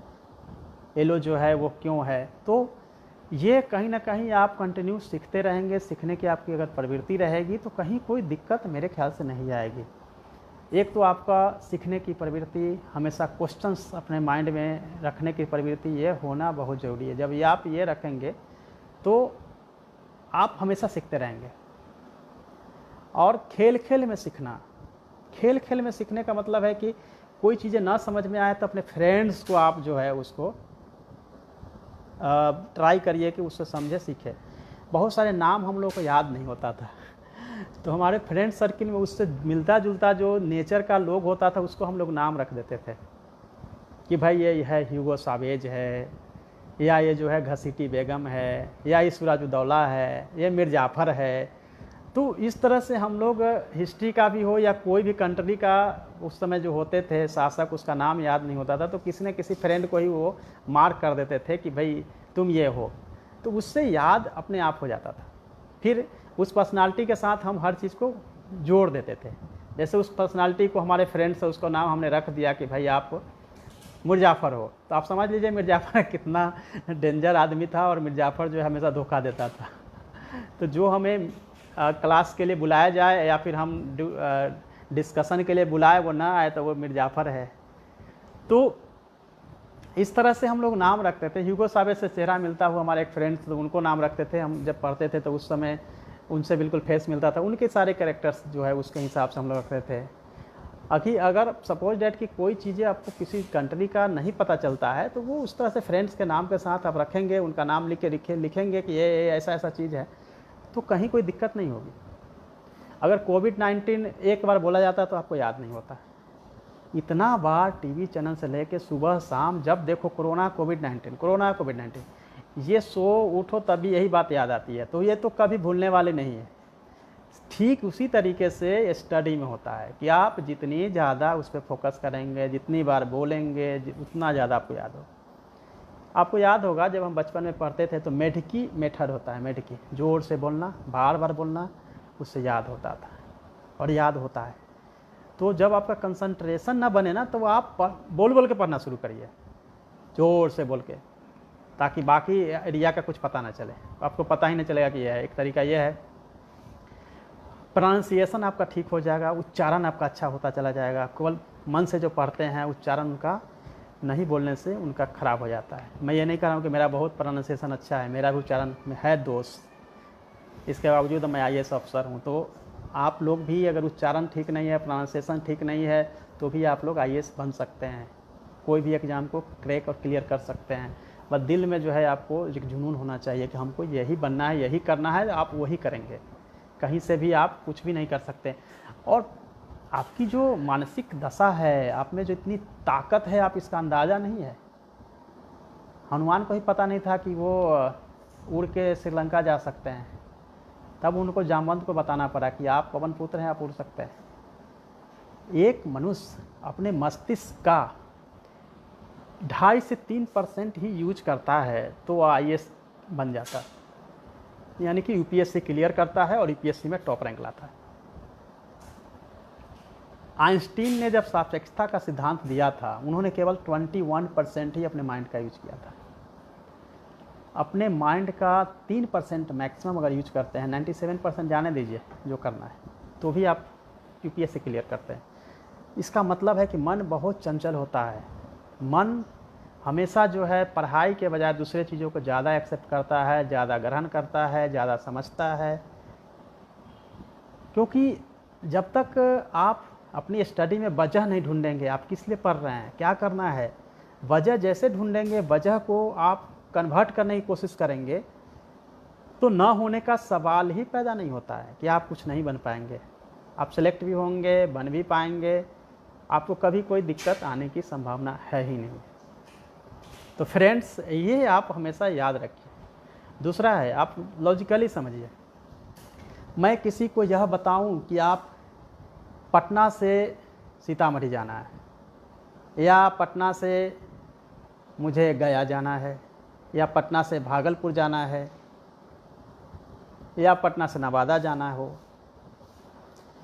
तो हम यह बोलेंगे कि आप जो है पटना से, चलिए हम पहले पहुंचते हैं नवादा।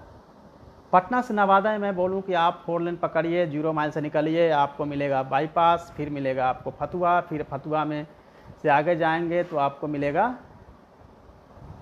नालंदा से पहले जो हाईवे जैसे छोड़ेंगे, वहाँ से निकलते हुए फिर बिहार शरीफ के बाहर आउटस्कर्ट से होते हुए आप पहुँचेंगे नवादा।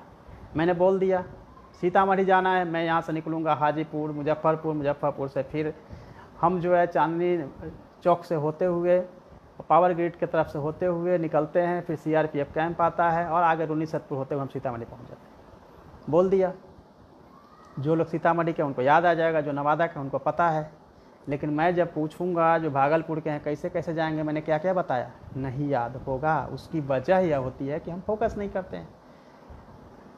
प्रैक्टिकली अगर हम आपको लेके चले जाएंगे तो आपको याद हो जाएगा। चलिए आप सोचेंगे कि उस वहाँ जाने में तो लग जाएगा 2-3 घंटा, हम मैप पे ले चलते हैं आपको। अगर हम मैप पे ले के बता देंगे भैया ये डॉट है, यहाँ है, यहाँ है, यहाँ है, लिख देंगे तो याद हो जाएगा। इसका मतलब है किसी भी चीज़ को याद करने के लिए प्रैक्टिकली उसको आप ढालिए, प्रैक्टिकली उसको मैप ड्राइंग पे रखिएगा, न याद होने का कहीं कोई चांस नहीं बनता है।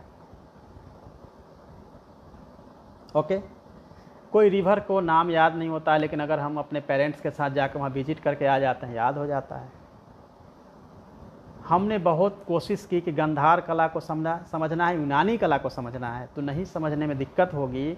बिहार म्यूजियम में अगर जाएंगे और हम बहुत उस समय तत्कालीन समय के जब बौद्ध मूर्ति है यूनानी और गंधार का अगर हम देखेंगे या मथुरा कला का, तो हमको पता चल जाएगा कि ये डिवीज़न, ये अंतर है। क्वाइंस में ये सब चीज़ें है। अगर उस समय हालांकि क्वाइंस नहीं इंट्रोड्यूस हो रहा था, 1st शताब्दी में आई थी, तो ये आप तब समझना शुरू करते हैं जब आप प्रैक्टिकली दिमाग में लेना शुरू करते हैं। ये केवल सब्जेक्ट, मैं हिस्ट्री और ज्योग्राफी की बात नहीं कर रहा हूँ, ये मैं बातें कर रहा हूँ आपकी दूसरे सब्जेक्ट के भी। अगर पॉलिटी पढ़ते हैं तो पॉलिटी को भी इसी तरह समझिए। अगर आप पढ़ रहे हैं राष्ट्रपति, तो वर्तमान में जो राष्ट्रपति हैं, राष्ट्रपति प्रथम नागरिक, उनके क्या पावर होते हैं, उनको कैसे योग बनाया, उनको उनका नियुक्ति का क्या तरीका था, उनको कैसे हटाया जा सकता है, बीच में भी हट सकते हैं कि नहीं, राष्ट्रपति शासन कैसे लगता है राज्यों में, वित्तीय आपातकाल नहीं आज तक लगी, वित्तीय आपातकाल के लिए क्या होता है, कौन से आर्टिकल, 3 तरह के आपात होते हैं, तो वो आपको समझना पड़ेगा। किस तरह से इंदिरा गांधी के समय में इंटरनल डिस्टर्बेंस के आधार पे किया गया था, क्या उसमें बाद में संशोधन किया गया, 42वें संशोधन, 44वें संशोधन, बाद में शिक्षा को मौलिक कर्तव्य, मौलिक अधिकार, राज्य के नीति निषेधक तत्वों में जोड़ा गया, वो था 86 संविधान संशोधन। तो वो भी आपको जानना पड़ेगा कि एक विधेयक होता है और एक एक्ट होता है। जब विधेयक के रूप में होता है तो हम पढ़ते हैं 97 या 105वां संविधान संशोधन विधेयक के रूप में, या 110वां संविधान संशोधन विधेयक, ठीक है। लेकिन जैसे ही वो दोनों सदन से पारित होने के बाद, पास होने के बाद राष्ट्रपति साइन कर देते हैं, वो कन्वर्ट हो जाता है एक्ट में। तो जब विधेयक नंबर 105 है या 110 है या 115 है, 115 नंबर जो विधेयक है, जब वो एक्ट बनेगा डेफिनेटली वो 100 के आसपास आ जाएगा, 100, 99, 97। उसका रीज़न यह होता है कि कई सारे जो विधेयक होते हैं वो अप्रूव्ड नहीं होता है, पॉकेट वीटो का यूज करते हैं राष्ट्रपति, या नहीं करते हैं, या फिर बाद वापस जो है रिवीजन के लिए जाता है, सेकेंड टाइम उनको करना पड़ता है, तो वो एक्ट में नहीं बदलता है। इसीलिए विधेयक और एक्ट दोनों का नंबर अलग अलग होते चला जाता है। तो कई बार आप जब जीएस की किताब पढ़ते हैं, स्पेशली करंट का, तो आप देखें वहाँ लिखा 97, यहाँ लिख दिया 91, वहाँ लिखा 120, यहाँ लिख दिया 102, तो कैसे हो गया ये? तो ये आप समझिए कि कैसे कैसे ये चीज़ें हो रही है। तो तो प्रैक्टिकली जो है जितना ज़्यादा आप जुड़ेंगे, प्रैक्टिकली जितना ज़्यादा आप समझेंगे सोचेंगे, उतना ज़्यादा आप सीखेंगे। जो प्राइमरी क्लास के बच्चे होते हैं उनको आप जू में ले जाइए, उसको म्यूजियम में ले जाइए, उसको हर चीज़ को प्रैक्टिकली बताया जाता है, हाउ टू लर्न। आप देखते हैं वॉल पेंटिंग वगैरह करके किया जाता है, ये बच्चों को सिखाया जाता है। तो हम बड़े जब हो जाते हैं, कॉम्पिटिटिव एग्ज़ाम की तैयारी करते होते, कोई भी कॉम्पिटिटिव एग्ज़ाम की, तो हमको भी अपने लाइफ में हमेशा उसी तरीके से तैयारी करनी है। हम बड़े हो गए तो भी हमें लर्निंग का जो पैटर्न है वो वही होना चाहिए कि हमें जो है वो आपको इमेजिन का ज़्यादा से ज़्यादा यूज करना है। आपको पता है दिमाग के दो भाग होते हैं, लेफ़्ट एंड राइट। लेफ़्ट जो है वो मेमोरी पूरा का पूरा रखता है, राइट जो है क्रिएटिविटी करता है। बहुत सारे लोग जो है केवल याद करने के लिए लेफ़्ट का यूज करें, मेमोरी में जा रहा है, लेकिन क्रिएटिविटी यानी राइट जो आपका दायां आलिंद है, राइट साइड का जो ब्रेन है, अगर उसका अगर प्रॉपर यूज नहीं करेंगे तो संपूर्ण विकास नहीं होगा। पढ़ते पढ़ते मन उब जाए, म्यूजिक, टीवी, गेम, स्पोर्ट्स कुछ भी आप कर सकते हैं। तो यह बहुत ज़रूरी होता है कि आप प्रिपरेशन के लिए इस तरह से मेथड करिए, मैथ को बनाने के लिए भी इसी तरह से आप करिए। बहुत सारी सब्जेक्ट में आपको प्रॉब्लम होती है तो उसका तरीका यह होता है कि आप हमेशा जो है अपने फ्रेंड्स के साथ उसको ग्रुप में बनाइए। बहुत सारे क्वेश्चन है। आर श्री प्रकाश, सुधीर शर्मा, आर श्री प्रकाश फिर से आ गए हैं। तो रेगुलर अभ्यर्थियों को प्रकाश, पंखुड़ी, नवीन, दीपक, Mukhtar Ansari, Keshav Jha,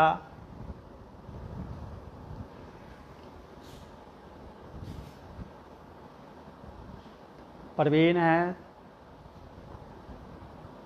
Vipin Chandra is watching, Vipin is my friend, Keshav Nandan, Kesari Nandan, Anil Anand, Kanhaiya Kumar, Kumar Akash, Ridhi Chopra, Jitendra, Shashwat Shah, सुमन सिंह राजपूत, विनय कुमार, रॉय मिस्टी, धीरज वस्त, सिंपी सिंह, निरंजन कुमार, चंदन कुमार। आप ज्योति, सब लोगों का यह है कि रेगुलर डीएलएड को मान्यता और तमाम तरह की चीज़ें हैं। देखिए अब मैं आपको बताऊं कि शिक्षक नियोजन पे मैं बता देता हूं, शिक्षक नियोजन हम लोग जल्दी शुरू करेंगे और इलेक्शन से पहले यह कंप्लीट हो जाएगा। इसके लिए आप निश्चिंत रहिए, इसकी कोई चिंता की बात नहीं है। कोई ना कोई मेथड हम लोग अपनाएंगे जिसके द्वारा आप लोगों का काउंसलिंग हो, आप लोग अप्लाई कर सके। और जो डीएलएड वाले हैं उनकी संख्या बहुत कम है, 2 से 3 हज़ार ही होती है। हालांकि उसमें थोड़ी से मेरिट में चेंजिंग होगी, लेकिन सीटें बहुत है, 94,000 सीटें प्राइमरी में है। तो उसका नियोजन हम लोग करेंगे तो कहीं ना कहीं 5 से 7 लाख परिवारों का प्रश्न है तो उसको करा लिया जाएगा। इसीलिए आप इसके लिए परेशान नहीं हो। रंजीत पूर्वे जी भी आ गए हैं। दीपा कुमारी, थैंक्स सबको, thank you so much. Manish Sain, thank you so much. Rakesh भी हैं, थैंक यू सबको एंड हाय सबको। जो भी है आवेदन फिर से शुरू होंगे या नहीं होंगे, क्या प्रोसीजर अपनाया जाएगा, आप जुड़े रहिए, हम टाइम टू टाइम आपको बताएंगे। और कहीं ना कहीं मैं बहुत संवेदनशील हूँ कि जिस तरह से बेरोजगारी है और आप लोगों के जॉब का सवाल है, तो पटना में रहा हूँ, पूरी प्रिपरेशन पटना में किया है, गलियों में भटका हूँ, इसीलिए मैं आप लोगों के साथ काफ़ी संवेदनशील हूँ। और मेरी कोशिश हमेशा, मेरी जितनी कैपेसिटी है उसके तरफ से कोशिश हमेशा है और हमेशा रहेगी कि आप लोगों को जितना ज़्यादा से ज़्यादा अपॉर्चुनिटी देकर समय जो है नियोजन की प्रक्रिया पूरी कराई जा सके, वो होगी। इसके लिए आप बिल्कुल परेशान नहीं हो, आप लोग हम मेरे साथ कनेक्ट रहिए। जितनी भी लॉकडाउन में प्रिपरेशन से संबंधित जो क्वेश्चंस आपके होंगे उसको भी हम लोग करेंगे। हमारे टॉप फैन रंजीत पूर्वे जी हैं, हम उस प्रश्न को आपको सॉल्व करेंगे, जवाब देंगे। कहीं से भी आपको हम निराश नहीं होने देंगे, मेरी पूरी कोशिश होगी। क्योंकि आप सबको पता है कि केवल हमारे लिए ही हम ही सब कुछ नहीं है, हमारे ऊपर भी बॉस हैं गवर्नमेंट साइड से। लेकिन कभी भी आप नकारात्मक ना सोचें, क्योंकि गवर्नमेंट बहुत पॉजिटिव है, पॉजिटिव डायरेक्शन में बढ़ती आई है, पॉजिटिव डायरेक्शन में बढ़ी है। बहुत ही पॉजिटिव वे में हम लोग उसको डिसाइड करने जा रहे हैं। इसीलिए एनसीटी को भी लिखा गया था लेटर, और एनसीटी से पॉजिटिव रिस्पांस प्राप्त हुआ है। तो अब कुछ कन्फ्यूजन मेरे ख्याल से अब रहता नहीं है। विभाग और सरकार के स्तर पे जल्दी ही ख़त्म होते ही हम लोग कुछ ना कोई तरीके अपनाएंगे और उसके द्वारा जो है उसको किया जाएगा। पंखुड़ी ने पूछा है बीपीएससी के बारे में। प्रेम कुमार यादव हैं, प्राइमरी प्रीतम महतो जी हैं, दीपक भगत हैं, गोविंद कुमार हैं, निरंजन कुमार पोद्दार हैं, मनोज हैं, बीपीएससी अरविंद पासवान हैं, मोहम्मद तौसीफ़। सभी लोगों ने जो है बीपीएससी पे ज़्यादा फोकस करने को बोला है। तो बीपीएससी के लिए प्रिपरेशन का बहुत अच्छा आसान तरीका है। एक अच्छी बुक जो है वो है लुसेंट की, उसको और भी अपग्रेड करके लुसेंट से बेटर किताब हमारी 10 से 15 दिन में लॉन्च हो रही है, केबीसी नैनो। वो किताब ज़्यादा अच्छी है लुसेंट से। लेकिन लुसेंट को मैं इतना नहीं कहूँगा कि लुसेंट ना पढ़े। लुसेंट के साथ हमारी जो बुक्स आ रही है, क्योंकि हमने लिखी है, तो मुझे लगता है कि वो आपको फ़ायदा करेगा। ये 2 बुक से आपकी जो जितनी भी क्वेश्चंस हो सकते हैं बीपीएससी में वो आपको मिल जाएगा। तो 2 बुक मैं रिकमेंड करूँगा, एक लुसेंट और मेरी वाली बुक है, वो आप देख सकते हैं। करंट के लिए बिल्कुल प्रतियोगिता दर्पण है, उसको आप देखिए। फिल्म्स आपको इसी से क्लियर हो जाएगा। और जल्दी ही नोटिफिकेशन आने वाली है, तो आपके नए जो वैकेंसीज है उसमें भी हो जाएगा। मेंस के रिज़ल्ट जो है वो भी इस महीने के एंड या नेक्स्ट मंथ के फर्स्ट वीक तक में भी जो है सो आ जाएगा, तो वो कर सकते हैं। ये उसके इंटरव्यू की तैयारी के लिए हम लोग जो भी प्रोसेस होगा वो हम लोग करेंगे। और मिशन 50 फिर से आपको इंटरव्यू की तैयारी करवाएगी। मेंस के लिए जिनका पीटी हो जाएगा उनको मेंस की तैयारी जो है वो भी करवाई जाएगी। तो हर स्तर पे जहाँ भी आपकी प्रिपरेशन की ज़रूरत है, मिशन 50 अवेलेबल है और मेरी संस्था है, मेरे द्वारा स्थापित है। किसी तरह का कोई भी 1 रुपया भी फ़ी नहीं ली जाती है।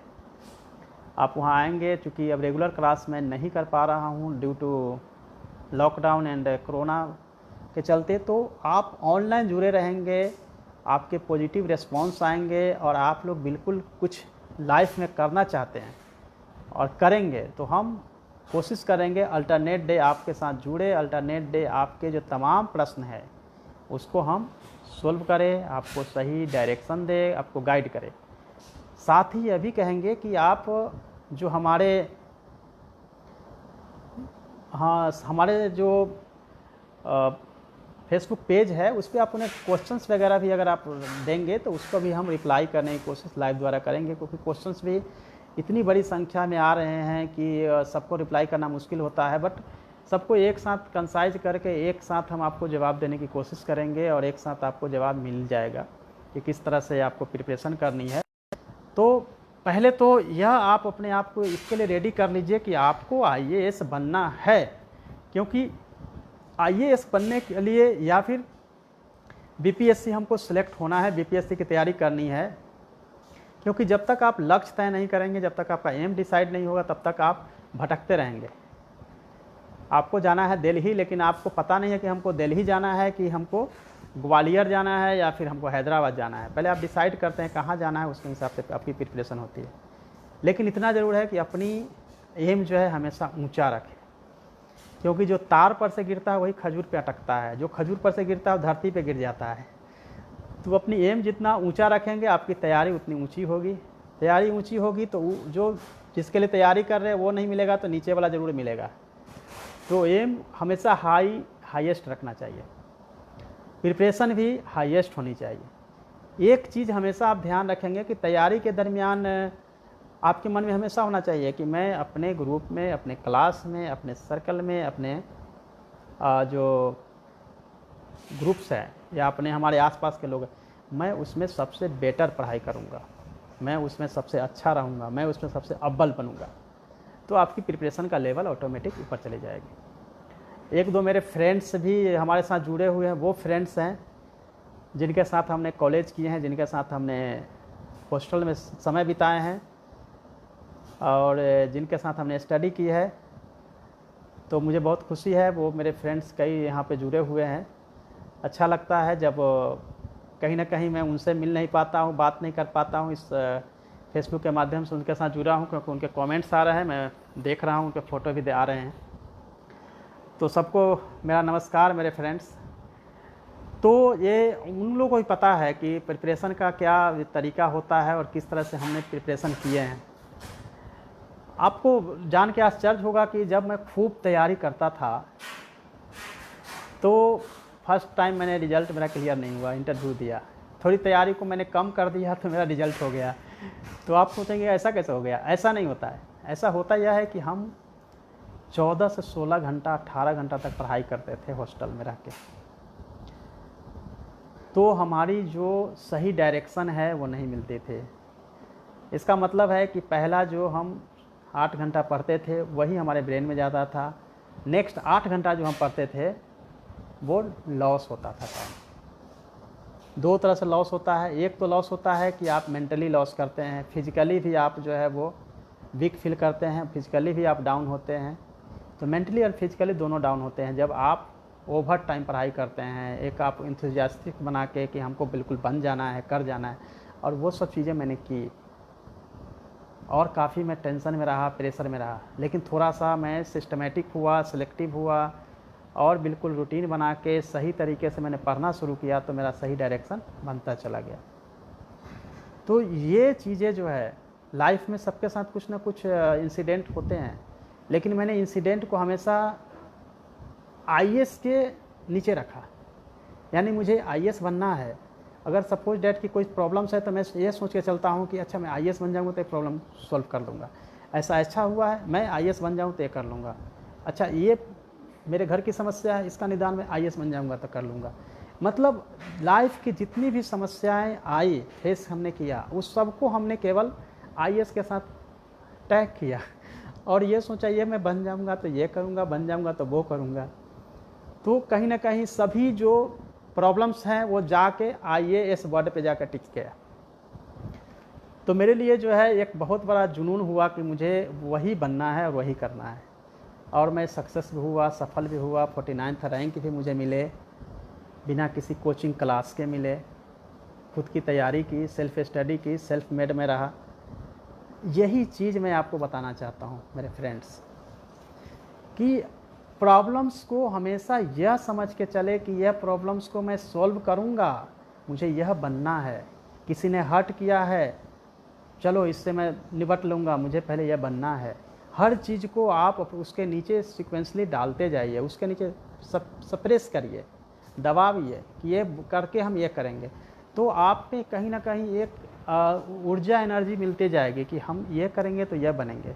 और फिर पावर इंजॉय जो करना होता है उसके बारे में सोचिए कि जब मैं आईएएस बन जाऊंगा, मैं आईपीएस बन जाऊंगा, आईआरएस बन जाऊंगा, या डीएसपी स्टेट सर्विस से बनूंगा, या फिर सीनियर डिप्टी कलेक्टर बन जाऊंगा या बन जाऊंगी, तो मुझे यह करना है, ऐसा करना है, वैसा करना है। तो आप में कहीं ना कहीं एनर्जी, पॉजिटिव एनर्जी आती जाएगी। जैसे ही आपको पॉजिटिव एनर्जी, पॉजिटिव मूड आपका बनना शुरू हो जाएगा तो आप समझिए कि आपने आधे रास्ते तय कर लिए। क्योंकि एक कॉन्फिडेंस का होना बहुत ज़रूरी होता है एग्ज़ाम के लिए। पिछले सेशन में भी आप लोगों में से कई लोगों ने पूछा था कि कॉन्फिडेंस ज़्यादा इम्पोर्टेंट है या प्रिपरेशन। दोनों का इम्पोर्टेंस है, लेकिन कॉन्फिडेंस के साथ किया गया प्रिपरेशन कभी भी बेकार नहीं जाता है, कभी पढ़ा हुआ चीज़ बेकार नहीं जाता है, वो हमेशा जो है आपको फ़ायदा करता है। तो आपकी प्रिपरेशन इस तरीके से आगे बढ़नी चाहिए, तब जाके आपको कहीं भी कोई समस्या नहीं आएगी। तो फ्रेंड्स, आपके क्वेश्चन जो है काफ़ी तेज़ी के साथ आ रहे हैं। कॉल्स भी, चूँकि कॉल्स भी बहुत आते हैं, तो चूँकि बहुत सारे फ्रेंड्स जो है, चूँकि मैं डायरेक्टर प्राइमरी एजुकेशन हूँ आजकल, तो उनके क्वेश्चन जो है हमेशा इस तरह से होते हैं कि किस तरह से नियोजन और तमाम चीज़ें होगी। मैंने उनको कहा है कि आप पेज से जुड़े रहेंगे, जैसे अप टू डेट मिलेगा दैट टाइम मैं आपको ट्वीट कर दूंगा, दैट टाइम मैं आपको अपने फेसबुक पेज पे अपडेट कर दूंगा, तो कहीं कोई दिक्कत नहीं होगी। पेज से जुड़े रहेंगे, आपको सब इन्फॉर्मेशन मिलता रहेगा। केवल इन्फॉर्मेशन नहीं बल्कि तैयारी से संबंधित जितने भी एंगल डायमेंशन होते हैं उसकी भी आपको जानकारी टाइम टू टाइम दी जाएगी। और कोई भी एग्ज़ाम्स का मैंने अभी JRF नेट भी बताया, BPSC बताया, UPSC बताया, सब्जेक्ट को कैसे पढ़ना है वो बताया, फार्मूला बताया, किस तरह से फार्मूला बना के अपनी चीज़ों को याद करेंगे। वो फार्मूला जो है एक पॉकेट डायरी रखेंगे जिसमें लिख के रखेंगे। वो फार्मूला जो है लिख के अपने टेबल, जहाँ स्टडी टेबल है उसके सामने चिपका के रखेंगे कि बार बार उस पर ध्यान जाएगा तो आपको याद हो जाएगा।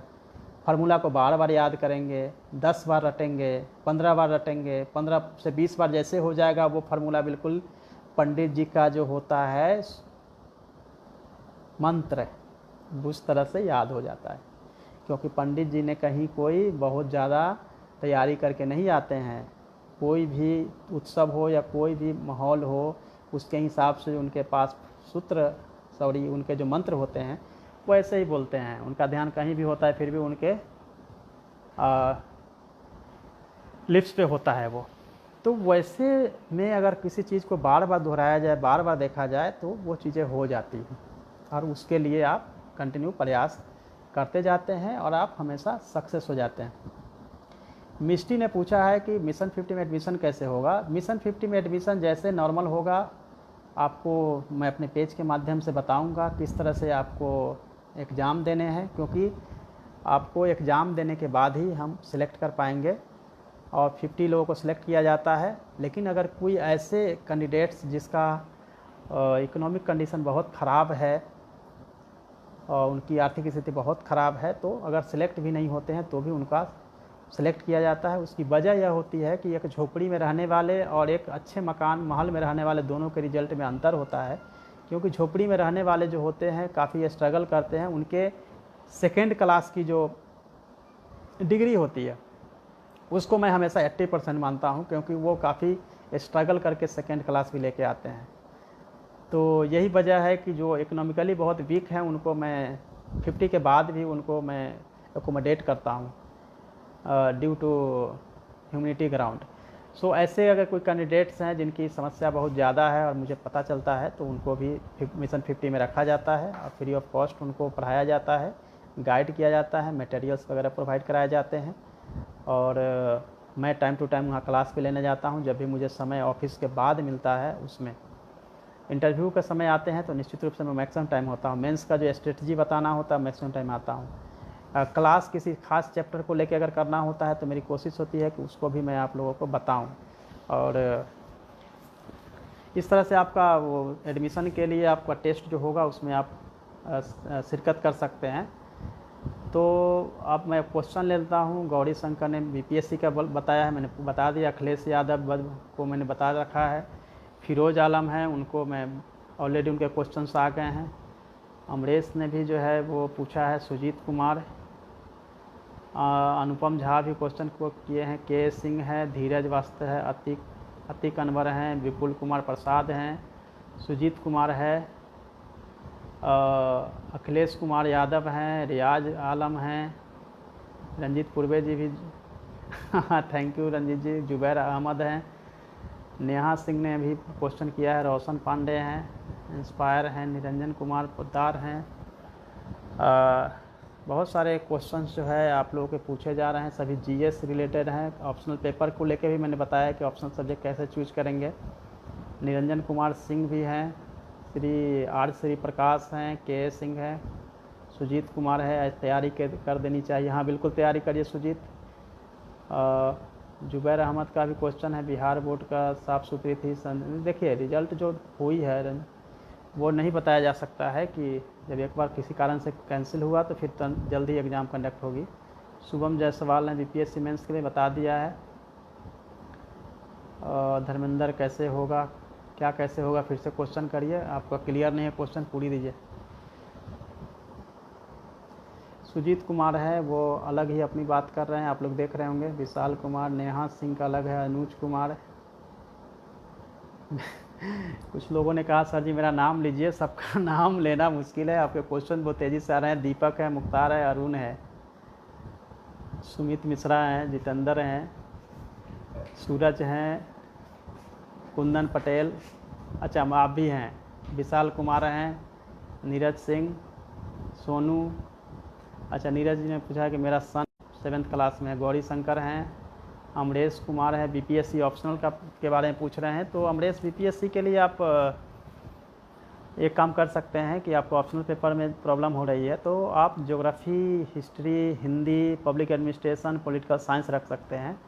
वैसे अगर मेरी राय होगी तो आप साइकोलॉजी और फिलॉसफी, साइकोलॉजी एंड सोशलॉजी भी देख सकते हैं, क्योंकि उसमें भी अच्छे रिजल्ट होते रहे हैं। कम स्टूडेंट होते हैं उसमें रिजल्ट ज़्यादा होता है। LSW लोग ले लेते हैं क्योंकि कई बार अच्छा होता है, कई ख़राब होता है। ऐसे पेपर लेना चाहिए जिसमें कि कभी ख़राब या बुरा नहीं होता है। तो इस तरह से आप 5-6 मैंने सब्जेक्ट बताए हैं, उसको आप कर सकते हैं। निधि श्री, JRF नेट के बारे में निधि मैंने बता दिया है। सुप्रिया, सुदर्शन, मेरा भी हो गया, सुनील हो गया, साहिब हो गए, सरदार पटेल हॉस्टल पूरा जुड़ा हुआ है। थैंक यू सबको। अश्विनी सिंह, अनुज, अब्दुल्ला हैं, मुकेश कुमार हैं, अजीत कुमार हैं, निशा सिन्हा इज वॉचिंग, अनिल हैं, आकाश, सुजीत, राघवेंद्र, अनुपम झा, सरोज कुमार, बहुत सा तमाम जो है लोग हैं, उनके क्वेश्चंस वगैरह आ रहे हैं। कहीं ना कहीं सभी के क्वेश्चन जो है वो वहीं पे जाके टिक रही है कि हमें निहाल हैं, कुमार हिमांश हैं, रिया श्रीवास्तवा, जितेंद्र कुमार, थैंक यू सबको, गुड इवनिंग। मंजेलाल शर्मा है, गोविंद हैं, दीपक हैं, तौसीफ़ का बार बार क्वेश्चन आ रहा है, मुन्ना गुप्ता हैं, विमल कुमार, अमरेश कुमार। हिस्ट्री ऑप्शनल का मैंने बता दिया है अमरेश। सुजीत आपके जो है चली गई है, फिर अब एग्ज़ाम होगी, अच्छी डेट आ जाएगी। राहुल राज ने क्वेश्चन किए हैं, गरीब के लिए कैसे होगा B.Ed। सुजीत सिंह, देखिए वो अब बहुत सारी जगह बहुत कम, पटना यूनिवर्सिटी के जो कॉलेजेज हैं वहाँ पे B.Ed के लिए बहुत कम फ़ी लिए जाते हैं। सुजीत ये कौन है, अश्विनी सिंह हैं, मुकेश कुमार का क्वेश्चन आ रहा है, अजीत पटेल हैं।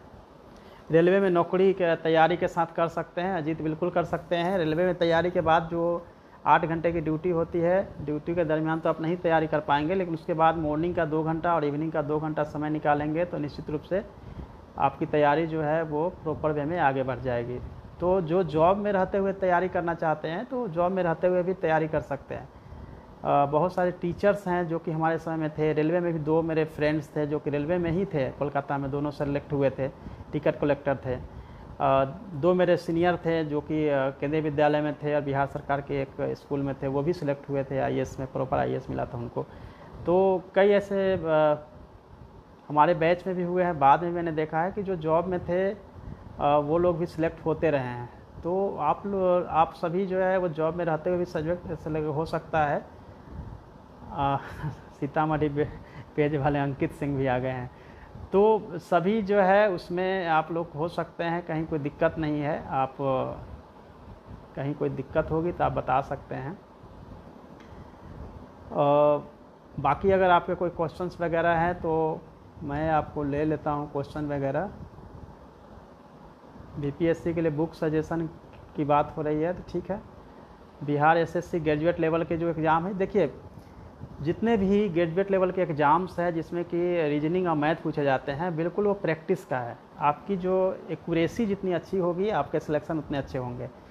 और एक्यूरेसी के लिए ज़रूरी है कि आप प्रैक्टिस सेट को ज़्यादा से ज़्यादा बनाइए। प्रीवियस ईयर्स के जो क्वेश्चन पूछे गए हैं उसको सबसे पहले, कोई भी एग्ज़ाम अगर आपको क्लियर करना हो तो प्रीवियस ईयर्स के क्वेश्चन को सबसे पहले देखिए। प्रीवियस ईयर्स के क्वेश्चन से एक आइडिया मिलता है और प्रीवियस ईयर्स के क्वेश्चन को बार बार आपको सोल्व करना चाहिए। फिर उसके पैरेलली बहुत सारे पब्लिकेशन से सेट आते हैं, उस सेट को बनाना चाहिए। तो जैसे आप बनाएंगे आपकी एक्यूरेसी बढ़ती जाएगी और एक्यूरेसी जैसे आपकी बढ़ती जाएगी आप में आपका सिलेक्शन कहीं भी कोई प्रॉब्लम नहीं होगी। शॉर्ट मैथमेटिक्स से बहुत सारे शॉर्ट ट्रिक्स आते हैं, उस ट्रिक्स को यूज करेंगे तो भी आपका जो आंसर है वो बहुत इजीली जो है आप उसको निकाल पाते हैं। तो ट्रिक्स जो है मैथ में ज़्यादा से ज़्यादा आप अपनाइए। 2-3 पब्लिकेशन है जहाँ से ट्रिक्स के लिए मैथमेटिक्स की किताब आती है। आप देखेंगे कि TMH की बुक्स है, लॉन्गमैन की किताब है, उपकार का भी है, तो वहाँ ट्रिक्स की मैथमेटिक्स ट्रिक्स करके आती है। तो जो बेटर बुक्स आपको लगता हो उसको आप देखिए और उसको आप जितना ज़्यादा प्रैक्टिस करेंगे उससे ज़्यादा आपका कॉन्फिडेंस बढ़ता जाएगा और सिलेक्शन जो ग्रेजुएट लेवल के SSC या दूसरे लेवल के एग्ज़ाम्स होते हैं उसमें आप सिलेक्ट हो जाएंगे। जीएस के लिए तो बिल्कुल आप लुसेंट की बुक पढ़ेंगे तो एसएससी के लिए जो जीएस की क्वेश्चंस है वहाँ से आपको पूछा जाएगा, लेकिन 10% क्वेश्चन नहीं पूछे जाएंगे तो सिलेक्शन पे कोई इफेक्ट नहीं डालेगा। जितना दिया गया है वो काफ़ी है, उसी से आप पढ़ेंगे तो आपको दिक्कत नहीं आने वाली है। लेकिन अगर आपको इनिशियल आपने स्टार्ट किया है, दिक्कत हो रही है मैथ बनाने में या रीजनिंग बनाने में, तो स्टार्ट करिए अपने फ्रेंड सर्कल के साथ। फ्रेंड के साथ आप इस तरह से वीडियो कॉल करिए, उनके साथ बातचीत करिए और फिर सोल्व करके उनको बताइए, फिर उनसे आप डिस्कस करिए किस तरह से इसको सोल्व किया जा सकता है। अपने टीचर्स के साथ भी आप इस तरह वीडियो कॉल से जुड़ के उनके साथ तैयारी कर सकते हैं। तो ये एक मेथड हो सकता है कि इस लॉकडाउन में और कोरोना महामारी के समय में अपनी तैयारी को एक सही पेस में ले जा सकते हैं। तो ये आपके लिए एक अच्छा होगा कि आप उसको करेंगे तो एक तैयारी का एक अच्छा लेवल जो है हो सकता है। आप इस तरह से अपनी तैयारी कर सकते हैं। तो ये आपको देखने की ज़रूरत पड़ेगी कि कैसे हमको अपनी तैयारी को सही डायरेक्शन में ले जाना है, क्योंकि तैयारी का एक नज़रिया ये भी होता है कि हम तैयारी बस कर रहे हैं। मैं इसलिए बोल रहा हूँ कि कुछ लोग तैयारी बस कर रहे हैं। क्या कर रहे हैं? तैयारी कर रहे हैं। क्या कर रहे हैं? तैयारी कर रहे हैं। तैयारी का मतलब ले लेंगे, फिर वो नहीं होता है, फिर नेक्स्ट टाइम देखते हैं, तो सालों साल निकलता चला जाता है। कई बार आप देखेंगे कि हमारे भी सीनियर हैं जो अभी तक प्रिपरेशन कर रहे हैं, अभी सिलेक्ट नहीं हुए हैं। तो इसका रीज़न यही होता है कि वो बस तैयारी कर रहे हैं, जैसा वर्ड यूज़ करते हैं बिल्कुल ये नहीं लिखते हैं आई कैन डू, मैं कर सकता हूँ और मैं इसी साल करूँगा, ऐसा कुछ नहीं लिखा बोलते हैं वो। अगर ये बोले कि नहीं इसी बार मेरा लास्ट चांस है, इसी बार मुझे करना है, तो उनका रिजल्ट होता है। जब आप देखिए कई ऐसे आपने अपने सीनियर्स को देखा होगा, अपने फ्रेंड्स को देखा होगा जिनका अटैम्प्ट ख़त्म होता रहता है, लास्ट अटैम्प्ट में वो क्या बोलते हैं, मैं इस बार ज़रूर करूँगा, मेरा लास्ट अटैम्प्ट है, उनका रिजल्ट होता है। आप शुरू में ही ऐसा क्यों नहीं सोचते कि मैं बिल्कुल करूँगा ही, मुझे करना है, और लास्ट अटैम्प्ट हर एग्ज़ाम को मान के अगर करेंगे तो आपकी समस्या ऑटोमेटिक निकलते चली जाएगी कि नहीं भाई हम ये तैयारी करेंगे और हम इसी बार करेंगे, इसी बार मेरा होना चाहिए, तो आप वो कर सकते हैं। तो एक आप यह मेथड ज़रूर अपनाइए, नहीं तो समय निकलते देर नहीं लगती है और साल दर साल जो है वो समय निकलता चला जाता है और आपको लगता है कि वाह कोई बात नहीं, अभी तो मेरे पास 5 साल बचे हुए हैं, 5 साल में हम तैयारी कर लेंगे। तो ये 5 साल जो है वो कब के ख़त्म होती है, 5 साल कब चला जाता है पता भी नहीं चलता है, क्योंकि ये स्टूडेंट लाइफ में साल बदलते जाते हैं और रिज़ल्ट जो है वो नहीं होता है तो प्रॉब्लम होती है। स्टार्टिंग में अगर आपको रिजल्ट हो जाता है तो आप समझिए कि दूसरे जो एग्ज़ाम्स हैं, हायर लेवल के जो एग्ज़ाम्स हैं, उसको आप कर सकते हैं। तो ये आपको देखना ज़रूरी होता है कि उसके हिसाब से आप प्रिपरेशन को अपने अच्छे मुकाम पे लेके जाइए। तो फ्रेंड्स और भी आपके क्वेश्चन जो है इतनी तेज़ी के साथ आ रहे हैं, जितने भी क्वेश्चंस हैं आप बताते जाइए और हम आपके क्वेश्चंस का जवाब जो है वो देते जाएंगे। कहीं से कोई दिक्कत नहीं आने वाली है, बिल्कुल आप अपनी कमर कस लीजिए और तैयार हो जाइए तैयारी के लिए। गुड इवनिंग सभी को, अखिलेश से लेकर सुनील कुमार सभी को, नीतीश सभी को मेरी तरफ से। मिशन 50 का सिलेबस पूछ रहे हैं, बिल्कुल 100 क्वेश्चंस के मिस्ट्री 100 क्वेश्चंस पूछे जाते हैं और उसमें गर्ल्स के लिए भी हमने रिजर्वेशन रखा है कि गर्ल्स कैंडिडेट को 35% उसमें रखा ही जाता है, इसलिए कहीं कोई समस्या नहीं आएगी। और क्वेश्चन जो है वो history, geography, polity, environment, ecology, economics सभी पेपर से पूछे जाते हैं। तो 100 क्वेश्चन पूछे जाएंगे और फिर जैसे एग्ज़ाम होने वाला होगा तो हमें अलग से हम आपको इसी लाइव के माध्यम से हम बता भी देंगे या फिर हम अपने वीडियो के माध्यम से बता देंगे कि आपको तैयारी कैसे करनी है। क्योंकि अभी से आप एनसीईआरटी बुक्स वगैरह जो हमने बताया है अगर आप पढ़ना शुरू करेंगे तो क्वेश्चन जो है वहीं से पूछने की संभावना रहेगी, तो उसके हिसाब से अपनी तैयारी शुरू कर दें।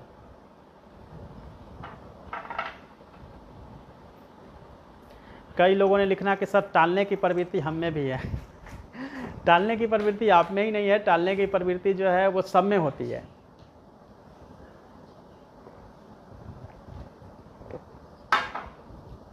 टालने की प्रवृत्ति को दूर करने का तरीका बताता हूँ। जैसे आप मॉर्निंग उठते हैं और आपकी एक हैबिट हो जाती है कि हमें आज नहीं मंडे से पढ़ाई शुरू करनी है, मंडे नहीं हम अब 1 तारीख से पढ़ाई शुरू करेंगे, अभी नहीं पढ़ेंगे मेरे भैया की शादी है उसके बाद पढ़ेंगे, अभी नहीं पढ़ेंगे, लॉकडाउन ख़त्म हो जाएगा तो फिर कॉलेज क्लास शुरू होगा तब पढ़ेंगे, अभी क्या कोई नहीं पढ़ रहा है।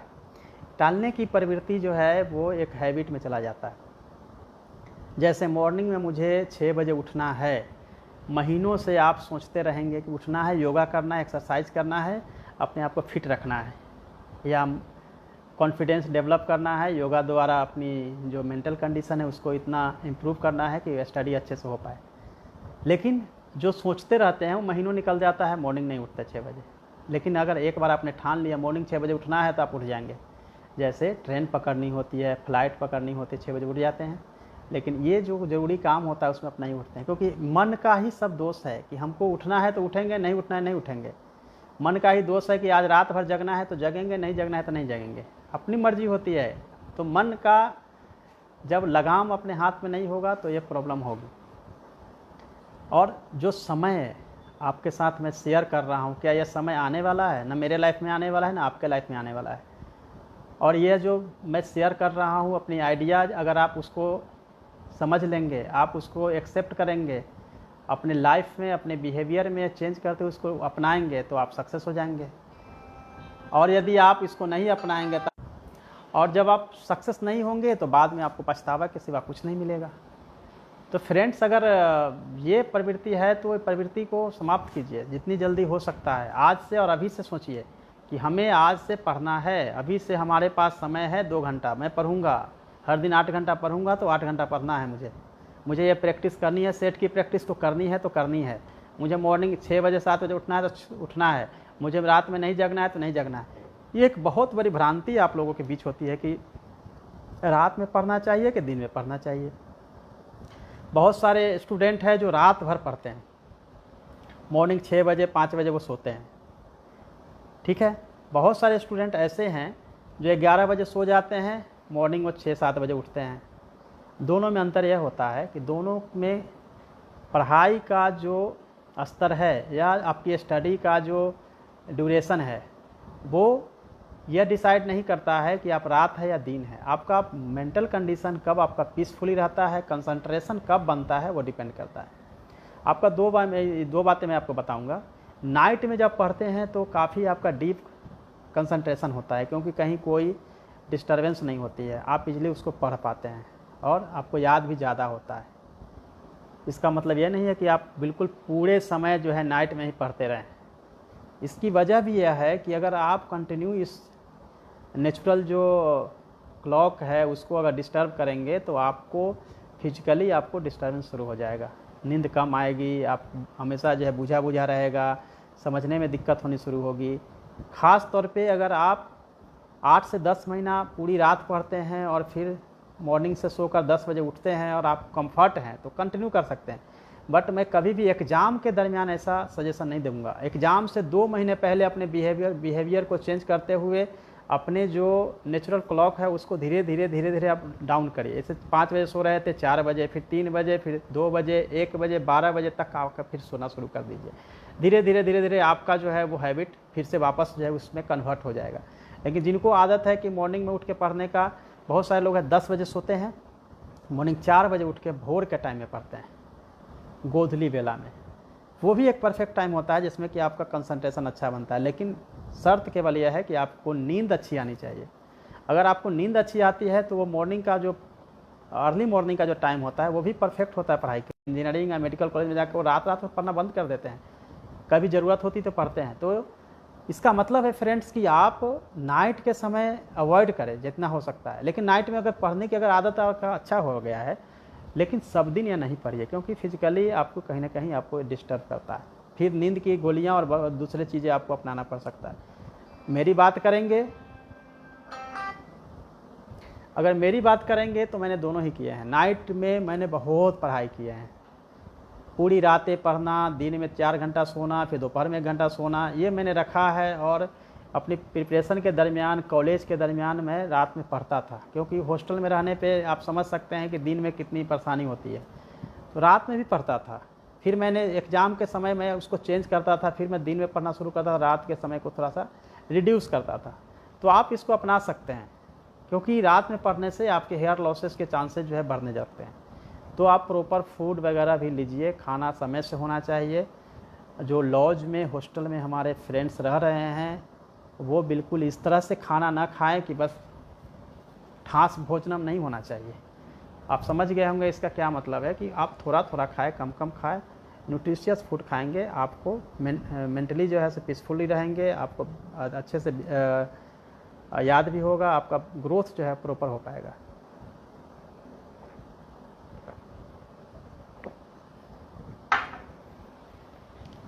एक समस्या हमेशा आती है कि आप डिप्रेशन और टेंशन की समस्या आती है। जब आप डिप्रेशन या फिर टेंशन में होते हैं तो दो चीज़ों को आप ज़रूर चेंज करिए। एक अपना फिजिकल जो डाइट्स है, हम जो खाना खाते हैं उस डाइट्स में अगर आप थोड़ा सा चेंजिंग लाते हैं, जैसे अच्छे से फूड्स खाना शुरू करते हैं तो ऑटोमेटिक आपकी एनर्जी जो है आने लगती है, पॉजिटिव एनर्जी आने लगती है। जैसे किसी को खीर पूरी पसंद है और खीर पूरी उसको मिल जाए तो उस दिन पढ़ने का कंसंट्रेशन ज़्यादा होता है, आपको पढ़ने में खूब मन लगता है, खूब खुशी मिलती है अंदर से। जैसे ही आपने डाइट में चेंज किया आपको खुशी मिली।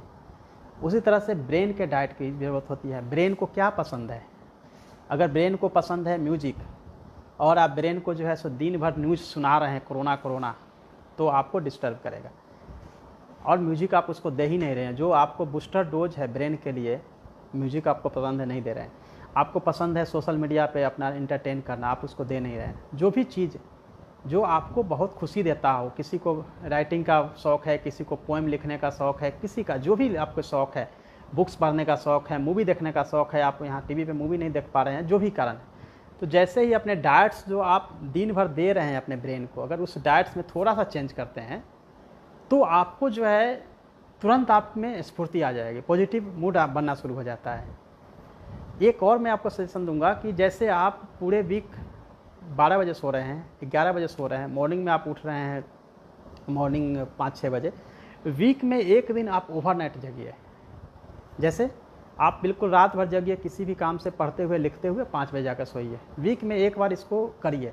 उससे क्या होता है, एक चेंजिंग आता है, एक बायोलॉजिकली चेंजिंग अपने माइंड में, शरीर में आता है जो आपको एनर्जी देता है।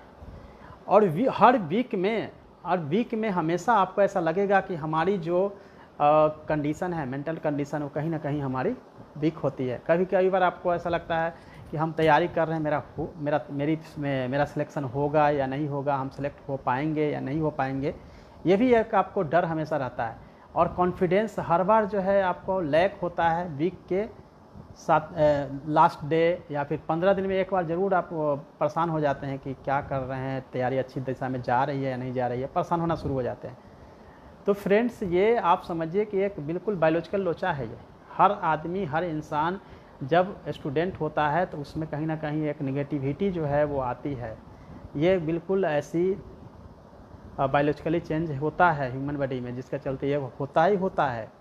ये मान के चलिए हर आदमी को होता है, लेकिन इससे ओवरकम होने की ज़रूरत है, इससे आपको बाहर निकलने की ज़रूरत है। आप ये समझिए सबके साथ हो रहा है।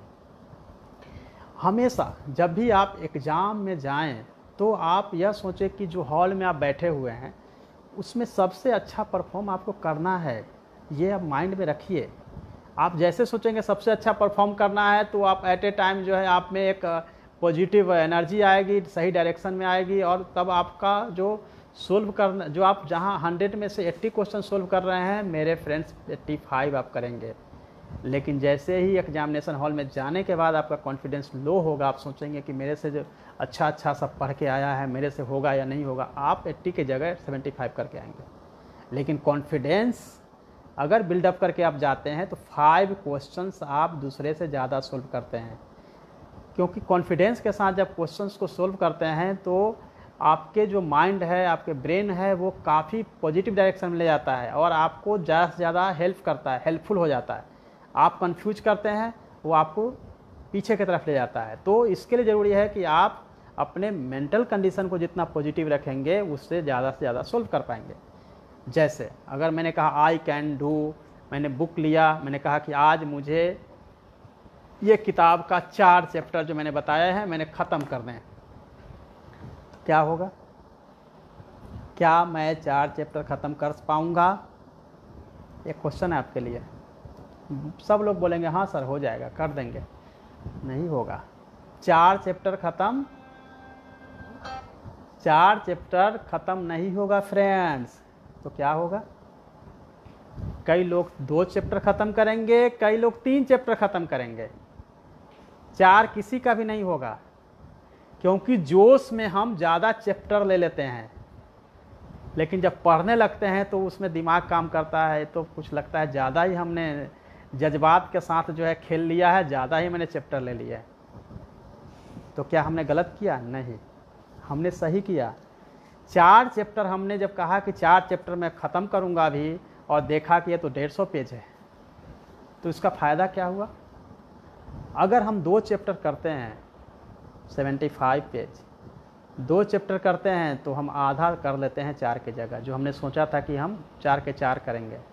इसका फ़ायदा यह है कि अभी तक हम 0 पे थे और सोचते थे कि अभी से हम पढ़ना शुरू करेंगे, तो ऐसे में आप 1 चैप्टर ही पूरा नहीं करते हैं, आधा चैप्टर पे लटकते हैं, अनमने ढंग से पढ़ते हैं। लेकिन जब टारगेट फिक्स करते हैं 4 चैप्टर, तो 3 चैप्टर तो पूरा कर ही सकते हैं, और 3 चैप्टर पूरा होता है, 4 किसी का नहीं होता। इसलिए निराश होने की ज़रूरत नहीं है कि हम मेरा नहीं हो रहा, मैं खाना पीना छोड़ रहा हूँ, अब नहीं खाने वाला हूँ, अब तो मुझे खाना पीना है नहीं, क्योंकि हम तो बोले 4 करेंगे, नहीं हो रहा है 4। तो फ्रेंड्स, ऐसे उत्साही अति उत्साह के साथ हमने भी बहुत बार पढ़ाई की है, और कई बार जो है रात से लेकर सुबह के 6 बज जाते थे, और जब हम टारगेट फिक्स करते थे वो पूरा नहीं होता था, और तब बहुत ज़्यादा हम घबरा जाते थे कि शायद मैं IAS नहीं बन पाऊँगा, शायद मैं कोई एग्ज़ाम क्रैक नहीं कर पाऊँगा।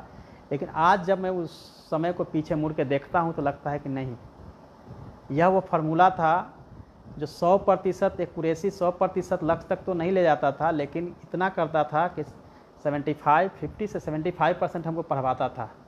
बिना टारगेट के अगर हम पढ़ते तो एक चैप्टर भी पूरा नहीं होता।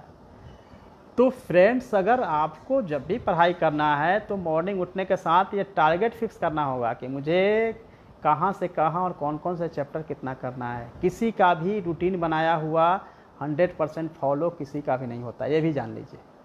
लेकिन 90% अगर आप करते हैं तो आप बिल्कुल ही कोई भी एग्ज़ाम को क्लियर करेक्ट कर सकते हैं। जैसे 50% से ज़्यादा अगर आप एक्यूरेसी है, 50% से अधिक अगर अपने टारगेट से 50% भी अगर आप करते जाते हैं तो आप क्लियर करेंगे एग्ज़ाम, क्योंकि बाकी लोग ने किसी ने टारगेट फिक्स ही नहीं किए हैं, बस अपने ऐसे पढ़ाई कर रहे हैं। मैक्सिमम लोगों की पढ़ाई का जो तरीका है वो ऐसे ही है, 99% का, कि बस पढ़ना है। आज के आप कितना टारगेट लिए हैं, क्या पढ़ना है वो नहीं है, बस पढ़ना है। और फिर पढ़ते पढ़ते कोई टारगेट बगैर अगर होता है, गाड़ी लेके निकल गए, जाना है दिल्ली, वो तो फिक्स है तो दिल्ली पहुंच जाएंगे, आज ही एक कंटिन्यू चलाएंगे दिल्ली पहुंचेंगे। कई लोग जाते हैं कंटिन्यू चलाते हुए निकल जाते हैं। लॉकडाउन में आपने देखा होगा, आंध्र प्रदेश, मुंबई, पुणे से साइकिल से पहुंच गए बिहार, दिल्ली से रेलवे ट्रैक पकड़ के पहुंच गए बिहार। ये दिखाता है इच्छा शक्ति को। ट्रेन चलती और बोला जाता है कि आप पैदल चलिएगा, तो ना ना नहीं होगा हमसे। आपको केवल बिहार के अंदर ही कहा जाएगा कि पटना से चलना है, बिहार से पैदल, ना नहीं होगा। लेकिन मजबूरी क्या नहीं सिखाता, परिस्थितियाँ क्या नहीं बताता, और मनुष्य के अंदर इतनी असीम क्षमता है कि सब कुछ वो कर सकता है। द माउंटेन मैन आपने मूवी देखा होगा, दशरथ माझी को। दशरथ माझी ने पहाड़ काट दिया, बड़ी बात है। उन्होंने भी सत्तू का पोटली लेकर सीधे पहुंचे थे नॉर्थ ब्लॉक और राष्ट्रपति भवन, रेलवे ट्रैक पकड़ के, क्योंकि रास्ता तो पता नहीं है कौन रास्ता जाएंगे, उत्तर किधर, दक्षिण किधर, पूरब किधर, पश्चिम किधर। उस मूवी में आपने एक डायलॉग सुना होगा कि हम भगवान के भरोसे नहीं बैठते हैं, क्या पता भगवान हमारा वेट कर रहा होगा। इसका सीधा मतलब है कि गॉड, अल्लाह, वाहेगुरु सभी को मदद जो गॉड करते हैं उन्हीं को करते हैं जो खुद अपनी मदद खुद करते हैं।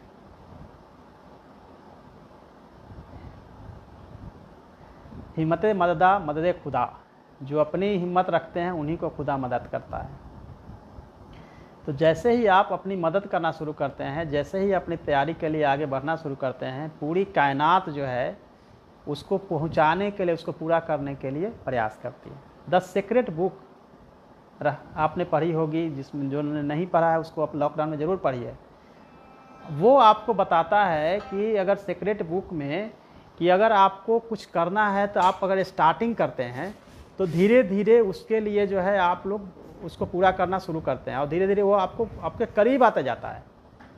ये भी एक फ़ायदा जो है आपको मिलता जाता है। तो सीक्रेट बुक के हिसाब से अगर आप देखेंगे तो उसके हिसाब से भी अगर आप बात देख सकते हैं, जैसे जहाँ चाह वहाँ राह, where there is a will there is a way, जहाँ चाह वहाँ राह।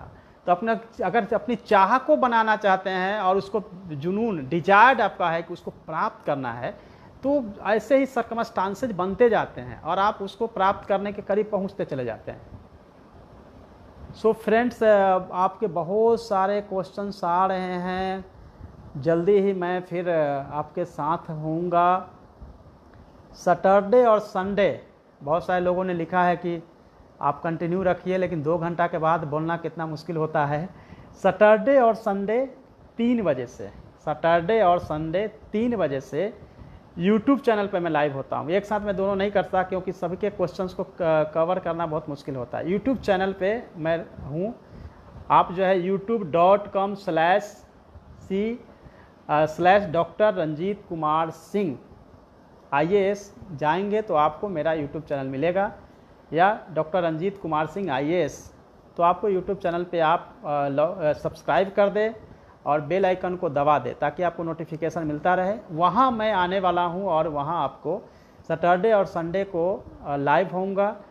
उसमें पूरे देश ही नहीं बल्कि विदेश से भी बहुत सारे लोग उसमें जुड़े हुए हैं जिनके क्वेश्चंस आते हैं, और उस पर मैं आपको बताऊंगा जो रेस्ट आपके क्वेश्चंस रह गए हैं उस सभी सवालों का जवाब यूट्यूब चैनल पे सैटरडे और संडे को 3 बजे से मैं लाइव होऊंगा। वहाँ भी आप अपने क्वेश्चंस रख सकते हैं, और टीचर्स के बारे में भी जितने भी आपके सवाल है वो सवाल आप मुझे छोड़ देंगे, मेरे पेज पे पोस्ट कर देंगे, उसके भी सवाल का जवाब देने की मैं कोशिश करूँगा।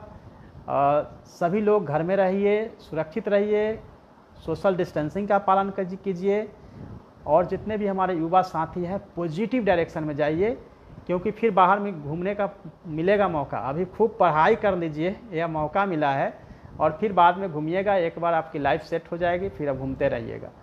सो ऑल द बेस्ट मेरे friends and good night to all. Thank you so much.